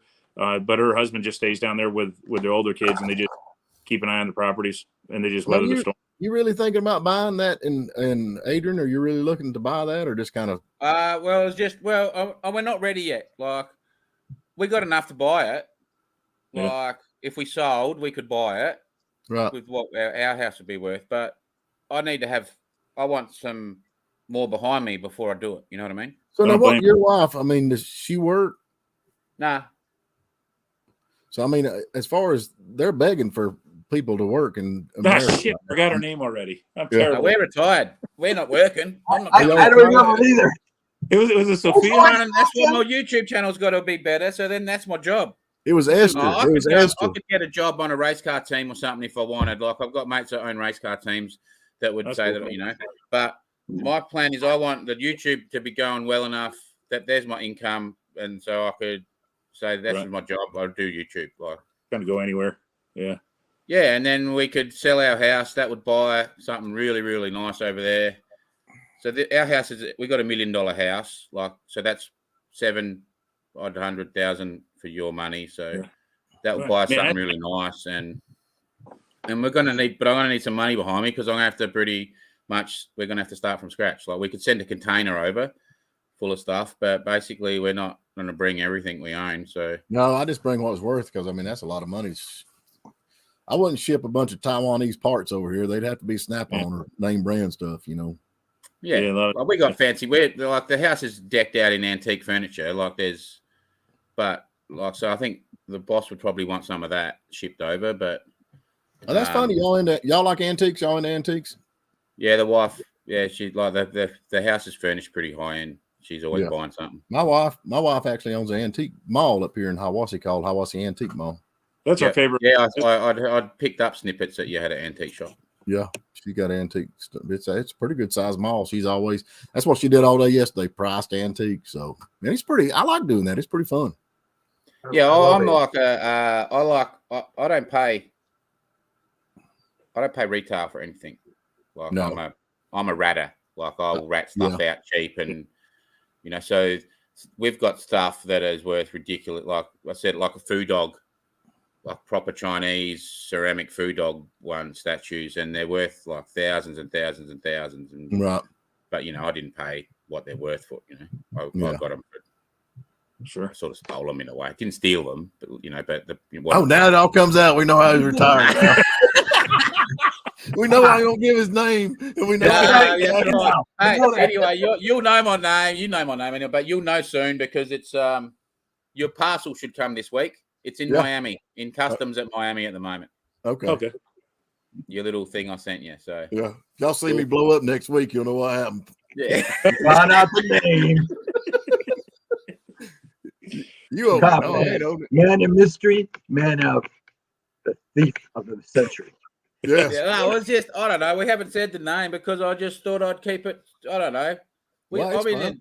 you know, as in, I don't want people rocking up out the front, you know, and you give Yeah, too much no. information out, and then I'll have people, you know, Yeah, it's you can the go park through, is- like, you go through the footage and you can see where my tools, how to get to my tools, where my cameras are. Like, you can thieves could work Yeah. stuff out. So at Mhm. least I try to keep a little bit of information back, you know. I don't blame you. Like, Oh, I've never okay. said, that's the only time I've ever said my town. I've never mentioned the town I live in either. So, Right. and you won't hear that on my channel, my town. I've mentioned that the Aboriginal thing, like, about the name, but I've never actually said the name, you know, like, so. Yeah. Well, we won't tell nobody. We got Alan Cars and stuff's back with us. Hello, everyone. Alan. Hi, Alan. So Yeah. no, I guess everybody knows where I live.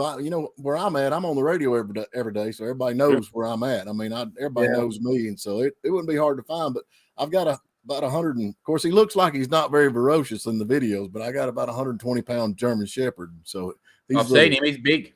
He's a big dog. Yeah, he's hard to get You along see with. my dogs. They're actually very vicious, my little dogs. But yeah, I don't think they're going to scare too many people off. Hey, he's been up here, Alan. He's been up here and went to the antique store back and I sent him a message. Alan, if you're listening, man, I sent you a message. Send me an email. We'll get you on next week. You can sit in here and jaw with us. You know the other bloke that's got the wrecking yard that comments? Yeah. Oh, yeah. What's his name? Hold on a minute, and I'll tell you. Action Auto. Yeah, so is he the one that, because I actually hit him up, and he had that Pontiac, but he doesn't have the parts I want. Is he the one that you were thinking might have No, that Pontiac? I was thinking the one that would be the one that Bill from Flat Broke. It's the yard that he's been trying to thin out. I was going to go with him yesterday, but I had to end up helping my dad out with the Volkswagen. I'll hit him up then. I'll send him a thing and see if he can. On the Pontiac. I need to get down at Nuts and see if he might have something on that Pontiac. The other bloke, the Auto Action, had one like a year ago. He had one complete, drove it in, and then I'm like, and I've seen footage. I went looking through his footage and found it, and I'm like, oh, that's the parts. And then, but he'd sold them. So now the lucky thing is, any full size Pontiac, regardless of the model name, will still have that same headlight bezel. Yeah, it was I think his was a Catalina. Yeah. What model is that Pontiac? 1970. Yeah, and it's the Canadian. Catalina or Le Mans or even a Bonneville. Well, here's the thing I was thinking. Well, the Le Mans is smaller up here. I thought the headlights was a little different on the ones up here than they were down there. Are they the same? I don't remember. No, the Catalina is identical, and I'm pretty sure it's the Bonneville. Catalina Bonneville. What was it? Parisienne or something like that? Yeah, ours is a Parisienne that we got. Yeah. Parisienne is what the wife says. Is it? Okay. Got you, brother. Got you. That, yeah, I don't know. I need to go down Nuts now that all the leaves are off. Yeah, right. And I can see because he's got a bunch, and the old part back up the back, he's got a lot of older stuff that ain't been touched yet. Well, mate's gluing it all together. He's gluing all the smashed pieces together, like so. I can, and then apparently his son's looking into 3D printing off of the good one, doing a 180 flip of the good one and doing a 3D print. But that might work. Yeah, it might be cheaper, but the bumper end, that bumperette on the side is really bad. So yeah, I don't know. We'll see. Oh, we'll fix it if we can't get them. We'll make it happen. But yeah, I've always wanted to try to make a mold. Like I know you see, of course, everybody's a YouTube mechanic, I guess it is. But I built a hood for I've got a 90 model Ford F-150 that I built a hood for. That I took a grabber hood off of a Maverick. That's got the the little scoops. I cut that down and made a scoop on a 90 Dodge or 90 Ford pickup truck. And it looks really cool, but it weighs 500 pounds. Time I got all the Bondo. I mean, you can't even hardly pick the hood up. And I'd like to try to make a mold of that. It looked like you could make a mold of that thing, somehow. I do fiberglass. Looked like you could do a fiberglass mold. Yeah. There's a guy up here at Hiawassee. He just had a big round concrete thing. He filled it full of sand. He'd wet the sand down, make his mold. Of course, he melted down transmissions cases, and then he'd fill the sand with aluminum. And then sand her down, man. He made all kinds of stuff out of that. Of course, he's an old guy that knew how to do it back in the day, and he's since passed on, But my dad did a lot of fiberglass stuff like that on his Corvette when he was modifying that car, and he would just make molds and then just grease up the mold and then just sandwich the fiberglass matting between it, and then when it dries, he just pop it off. He did his in wet sand. I just got to unhook the trailer for the wife. If you're still here in 2 minutes, I'll be back. All right, man. Yeah, he took sand and made it out of sand. That's pretty cool. And it just had it's like a sandbox. And he'd wet it, then he'd push his mold down in there. He'd wet it, and then he'd pull it back out, and then he'd put the aluminum in that. Of course, it'd be kind of rough, with the sand, but then you'd sand it down anyway, so it wouldn't be no big a deal. Yeah, but he melted down aluminum. Did you ever see when they take the molten aluminum and they pour it down a fire ant's hole? Yeah, that's cool. Oh man, it's so cool. And then they dig it up, and they got the whole map it's a 3D map of the fire ant hole, and you knock all the dirt off it and flip it upside down. It looks like some crazy tree. It's beautiful. Yeah. It's like artwork. Jim, you working on anything now that you're retired, like putting up lights and doing all the honey-do list and all that kind of stuff? Well, actually, since I had COVID over Christmas, I tire out easily, fatigue-wise, but feeling good. Got most of my Christmas done except for Christmas tree, and I'm supposed to call a guy this week. I'm going to do a story. I have met a guy online who actually had the original negatives of the Rockford File intro pictures. There's a guy named Dan Wolf that actually was hired. I don't know if it was hired. I have to figure it out I'm going to do a story on it. And so I bought it. It's like several hundred negatives of filming that he took. James Garner went out L.A.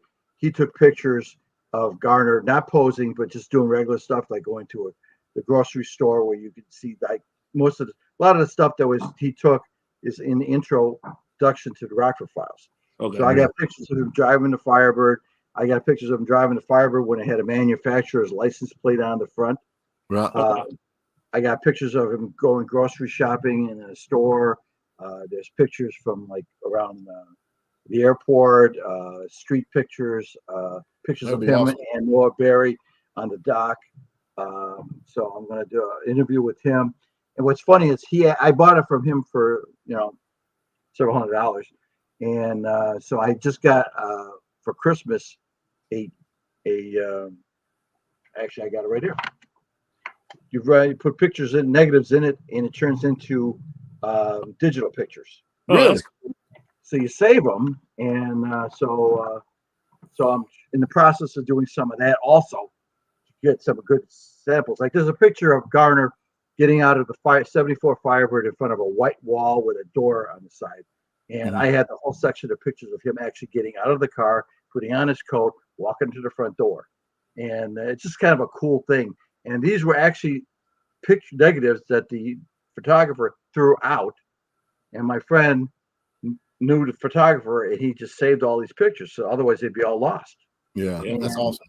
So I think it's cool. I'm on that same Rockford Files page that you're on. I don't know if you run it or who runs it, but I love it when you got these. Some people go out and they say then and now. They take pictures. Where some of the film thing was that, and see how it looked back then than how it is now. But one of my, you got bucket list. I'm going to that Paradise Cove. I've got to go to Paradise Cove. Oh yeah, you got to go.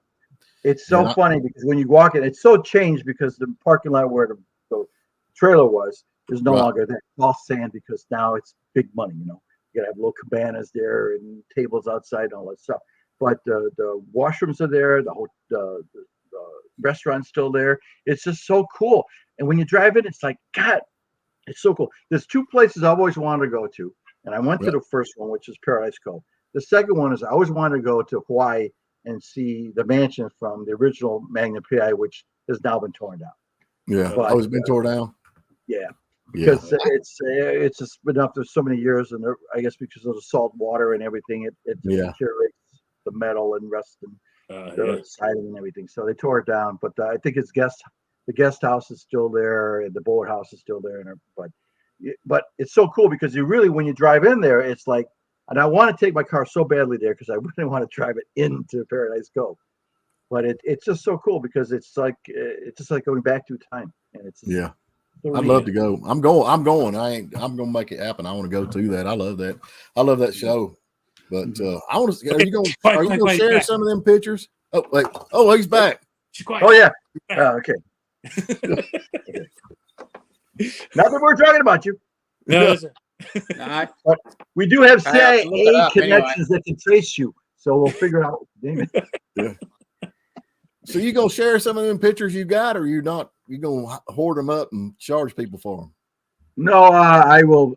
When I do the story, there'll be a bunch of pictures in there and stuff. Not all of them really super wonderful, great pictures, but I'll be sharing some of those. I'll share those pictures and stuff. So. And if you're really nice to me and have me back, I might send you some pictures, emailing you some pictures too, just for you. There you go. Copperhead, I don't know. Did you ever watch the Rockford Files? They have the Rockford Files on down under. Yeah, a little bit. Yeah. Jim Sullivan is like the guy that knows every inch of the Rockford Files, everything that ever happened. I mean, he is not really, but I know a lot.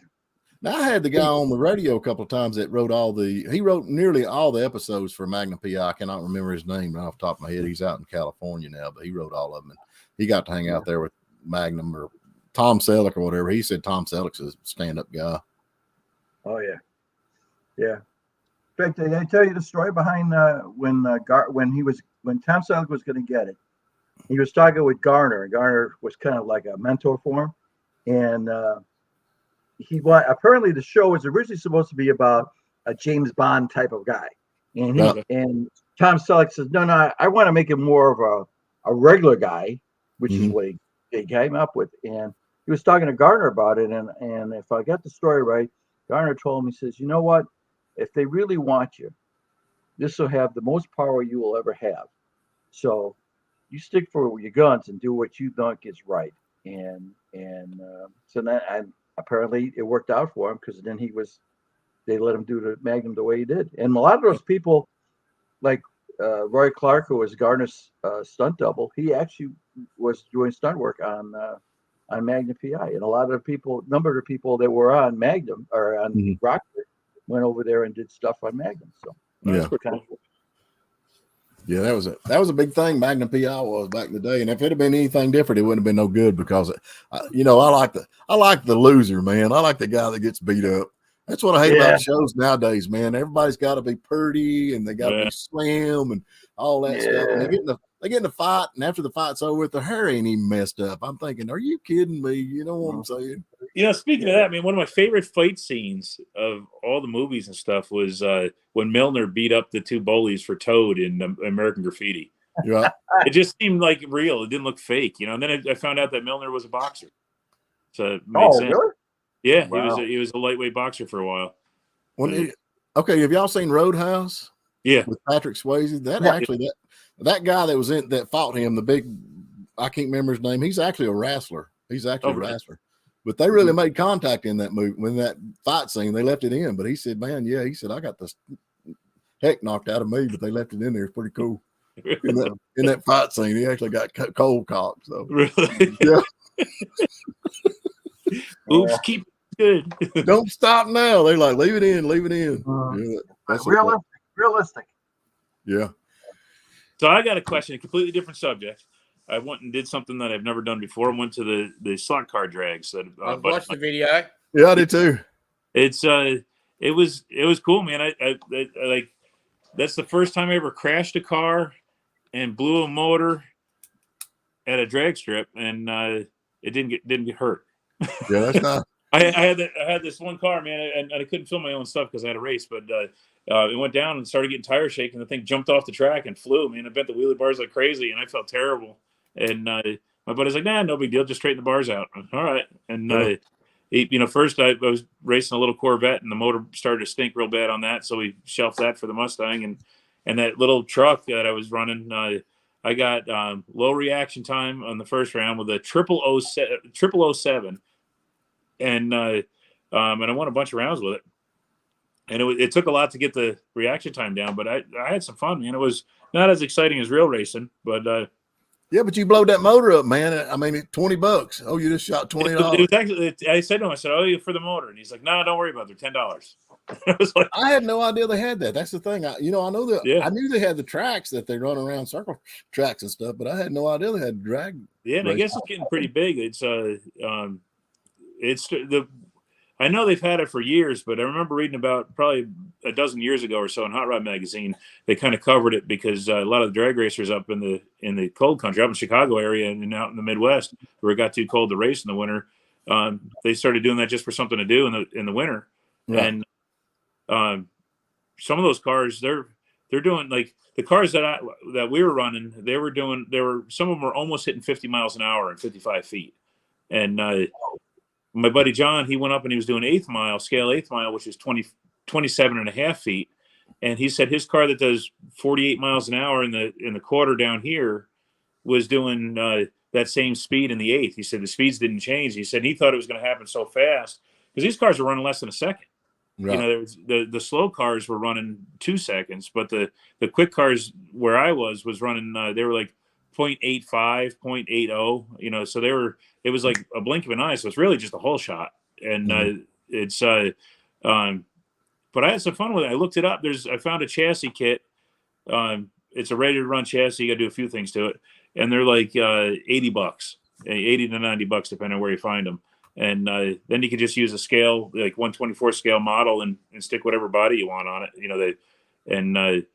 The part that I liked was there was so much variation in the types of cars that people were building. It wasn't just all the same type of thing. It was all, there was Volkswagen Bugs, there was ramp trucks, there was regular pickup trucks, and, new Corvette bodies and they're all painted. Where is this place at? It's in Cleveland, Tennessee.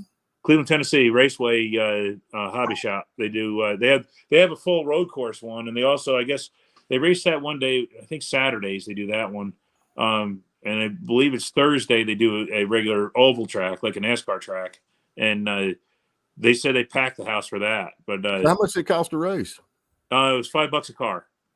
So I raced the same car. I raced two different cars twice. I entered them twice. So each time you put the car in, you can put the same car in, but you just pay another $5 to run it in the same round twice. You know what I mean? So it's $5 to race, and if you lose, you can buy back in for $2.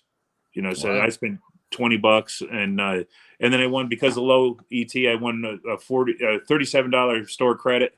And then at the end, he gives out coupons that are all FaceTime. You just pick a couple. So I got like $44 worth of store credit. So, I got some store credit to use up out there now, I guess. We can go buy your race car. I think I will. Nearly buy you one, won't it? What's that? That would nearly buy one, won't it? Yeah, so they're $80 for the car. The controller's like $65 for a cheap one. So I found a kit that gives you the controller, the car, it's a couple extra spare parts in a box. And it's like $169, so it's not the best deal around, but it's kind of a nice way to go. But I got enough plastic models that I can pick a body from. I think I'm just going to get that chassis and then use my store credit out there to grab a controller. So what about the road racing and all that kind of stuff? Different cars, I'm sure, but same. Different cars, yeah. Steering is locked out on the drag cars, so so you can't. There's no track for it to. Just a straight groove. So the front wheels, or the front. See, Copperhead, that's the difference between us and them straight roads. They lock the wheels because they ain't smart enough to hold it straight. But a buddy, we actually get to use the steering wheel when we race. A buddy of mine that brought me out there, he actually bought all the timing equipment. He's going to put a track at his place in Murphy here, so we'll have a little 8th mile track in Murphy. Let's do it. Yeah, 8th mile. So it's scaled down, right? Yeah, everything's scaled down to 1/24th for they actually, there's other guys that do 1/32 and HO, but the 1/24th is a decent sized model. It's like the models you build when you're a kid. Well, let's do it. I can spend $100 and buy me a race car. Shoot, I'm ready to go. I can deal with that. It's a cheap way to have fun than $5 to race, and you're off to the. Something just hit me that I got, and my brain works like that. It's in delay. Copperhead, you said you had some friends here in America that you could work for on a race cruise? I think so. I've never asked them, but I don't think it'd be an issue. They're always screaming for decent pit crew people. Yeah. So are that dirt track or who they running with? Can I ask dirt that? track. Okay. Who can? I don't know where they're based out of, but they you know the drivers? Goodsey. What now? Joe Goodsey. Right. Jeff Roth. Jeff Roth, I've heard of. Yeah. So Jeff Roth owned the team. I don't know. I think he's backed it back a bit, but Joe Goodsey and his dad was Ray Goodsey. Okay. I don't know if you heard of them. They came over here a few years ago, and I met them and got along real well. But there's heaps of other ones that have come to Australia that I could get contacts with. Right. Well, they're always screaming for good pit crew. Like, I know what I'm doing when it comes to with a late model. Like, I know I ran my own team. Like, do my own stuff, so I can prep tires and do whatever for someone else. Like, there you go. Right. Yeah, there's a lot of around the South. I don't really want to, because I want to do my own again. But that's just because you're not. They're not letting you into America to just come and do nothing. Right. No, you don't have to. We want your tax money, baby. You got to produce. Well, you can come into America and do nothing. You just have to come in through the southern border. Yeah, that's right. And just do it without. I'll pick you up down there. Yeah, we'll pick you up. Yeah, just. But so to get you just have to have a job. You could give me a job, for argument's sake. You could say, I'll employ him, and he can go drive a sanitation truck, or it could be anything. You just have to have someone says that they're going to employ you. Basically. You have to I'm have not that. working. I don't want to work for anyone. That's why I want my YouTube channel to take off, so I can just keep doing. Well, I don't work now, so why do I want to come to America and work? Right. Well, I'll work if you need me to, but I ain't gonna pay you nothing. But you're welcome to work.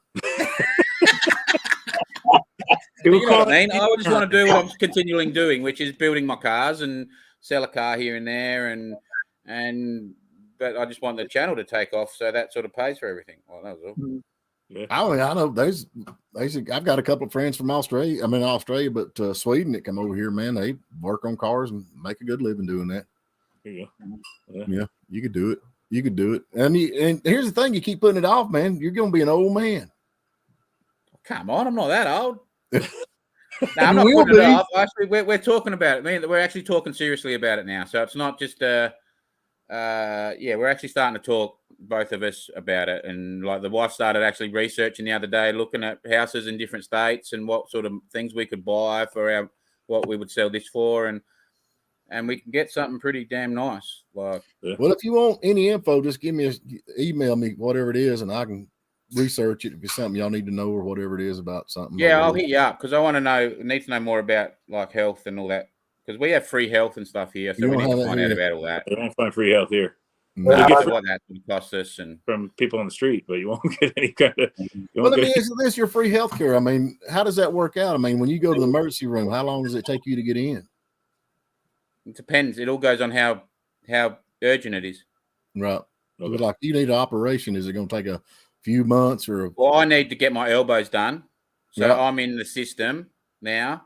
I'm in the system, and it's priority. So if they decide that my elbows are bad enough, they have three different ratings.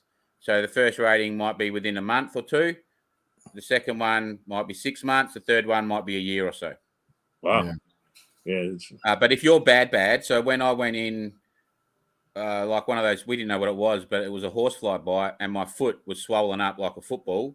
Mm-hmm. And I went in and I was having like issues, like my body started shutting down and all sorts of stuff was going on. And I was in excruciating pain. So I was operated on within 24 hours. Right. Okay. So how is the doctor? You got good doctors? Yeah. Yeah.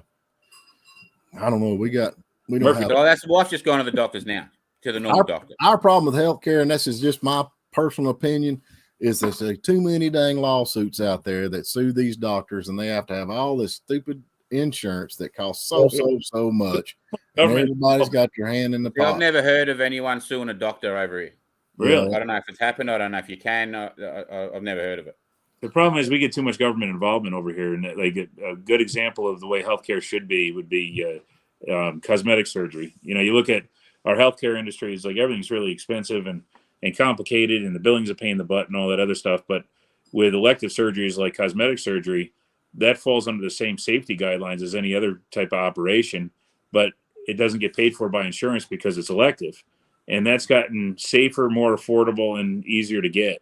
And well, everything else seems to be getting worse and worse, you know. So tell us about this. Cosmetic stuff separate. That's like like yours, you know, like the I think you could probably sue one of them if they stuffed you up. But our normal stuff is different. Like, so you can have private health insurance, and in that you go to a different hospital, a private hospital, and you like where the rooms are nicer and they'll do fancier stuff and all this. So like I had a finger I needed reconstructed, and I had insurance on at the time, and so that had the public mob was going to shove a pin down it, and I was going to have a locked up finger. No. Like it wouldn't stay in. It was all dislocated and broken, and they were just going to shove a pin down it to reset it, and I was just going to have a finger that was straight for life. Whereas through the private health insurance, I had all pins put through the side and had all these hinges put on it, and they got it working again. Like, okay. So that was the difference, and so that was the difference. That's kind of, I guess they do that here, depending on, it's like, I know, like, I don't know, man. I get it fixed. If I'm broke, I want it fixed. I don't want none of that patch me up to the end of the line stuff. Yeah, it's like through the school, we got decent insurance here, supposedly decent insurance, but I always seem to fall into that loophole where nothing's paid for.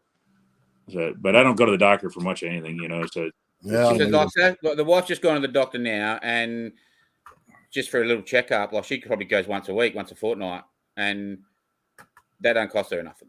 Okay. Right. Ours is like you got a minimum; it's like $30 each time you go. Yeah, so that doesn't cost her a cent. Yeah. I'm friends with my doctor, so I just call him up and say, "Hey, man, you remember you borrowed my car trailer? I'm on my. I need you to check out I got an ingrown toenail I need fixed." There you go. Mm-hmm. Well, see, like my elbows are gone. I don't know. You would have heard me whinge about them, but so I've been going to the physio. So I've got to go to see physio first before they'll actually operate on them. Right. And I'm not paying for any of it. Like, yeah. My brother. And so now the next step is I think they're going to try to shoot cortisone into them to see if that fixes them up. It'll fix it for a day or two, but it'll come back.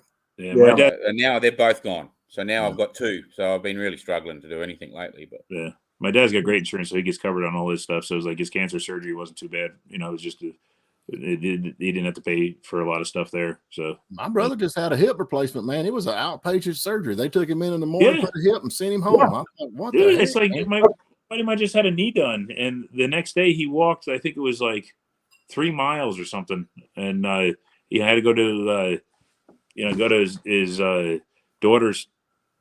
I don't know. It wasn't a wedding, but it was some kind of event or something. He had to walk around quite a bit, and he just like nothing happened, man. He was amazing.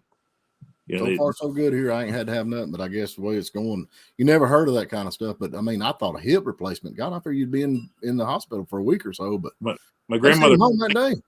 My grandmother was like almost 90 when she had her hip replaced, and 2 days later she was cooking in the kitchen again. Really? Yeah, it's amazing. Hips are pretty easy. I guess the knees are a lot worse for what I've heard. But my buddy, like I said, Ron was fine with his knee. My dad, he had both his knees done years ago, and his skeleton was so thick they didn't have a prosthetic that would fit it, so they had to do a lot of chiseling and stuff. And his was very invasive compared to a lot of other ones, so it took quite a bit for him to recover from that. I don't know. It's crazy what technology's got, man. No doubt. Yeah. Anyway, fellas, let's see, who is it I got coming on next week? Y'all probably know him. Who's that? Y'all know that No Name National thing that's going on? The No Name Nationals. They got a drag race they have every year. It just started. I can't remember the name of it. Yeah, he's going to come on and talk just a little bit next week. But so what is that? That's like that No Name part is like, is that all YouTubers that have small channels? Is that what it's about? Or that's what it's about. Yep. That's cool. And he's kind of the guy that got it. He heads this. I think he's the guy that heads this thing up. And I hooked him up with a couple of interviews, and I told him he needs to come on and join with us. So there you go. Maybe we're going to advertise it like we did this one, and then I'd say he'll have a lot of his YouTuber buddies watching. So maybe that'll help y'all and me. Oh, cool. Yeah. Yours is screaming at the moment. Do what now, Jim? Can you tell how many people are actually watching, like right now? No, right now we're down. We've had several comments, but right now we're down to about 2 so far. So I don't know. I don't watch that. I try to, but we're down to 2. We've been on 2 hours, but I guess I could watch that a little bit more than what it does. But we got a whole lot that watch it during the week, So, but I mean, I like doing it. I don't care if anybody watches or not. Yeah, me neither. You know what? As long as you have fun, that's all that counts. That's it. As far as I'm concerned. Yeah, I love being on your show. So. I think it's fun. I like talking to everybody, see what's going on across the country, especially. And Copperhead, he's a celebrity here like I am, man. I've been on the radio, everything now. Hey, look out. Everybody, I'm going to have to get you guys autographs. Yeah, they're like, hey, that guy from Australia, man, he was cool. He was, that's funny. So I thought, well, I got on there the other day and paid Packy out on the radio. John Wilbur, there his name is John Wilbur. There, Wilburn, John Wilburn. He's the guy. Yeah. Oh, there you go. Hi, John. He's going to be on next week, so we'll get him. He's pretty in Joe's Martinez. Hi there. So, yeah, we got it going on. Anyway, I've got to go. It's been 2 hours. I got to get up and go to work in the morning. I ain't retired like some people are. Here, man. It's a rough life, I'll tell you. Yeah, blessings is hard. Last time when I ended the broadcast, I just canceled my hold on a minute, my brain quit on me again. I just put my camera down like y'all do, and I forgot to end the broadcast, and I was downstairs 2 hours later and we're still live streaming, but it was just a picture. As long as there wasn't more people listening to that. Yeah. we were on like 4 hours last Sunday. So anyway, people tuned in later like, this show sucks. There's nothing to What am I doing? They're waiting the whole time too. Yeah. Are they coming back? I don't know why you don't get more viewers. You guys are interesting and funny. I'm the interesting guy. The rest of them's a funny one. Yeah, I'm the funny one. Well, I'm funny, but my looks ain't everything. So there you go. I'm with you. I take brains over looks any day. So that's right. Right. I'm gonna end this broadcast. Tell everybody goodbye. Goodbye. Okay. Bye. Next week, same time, 6 o'clock Eastern. You got it. Sunday Take night. it easy. See ya. Yeah.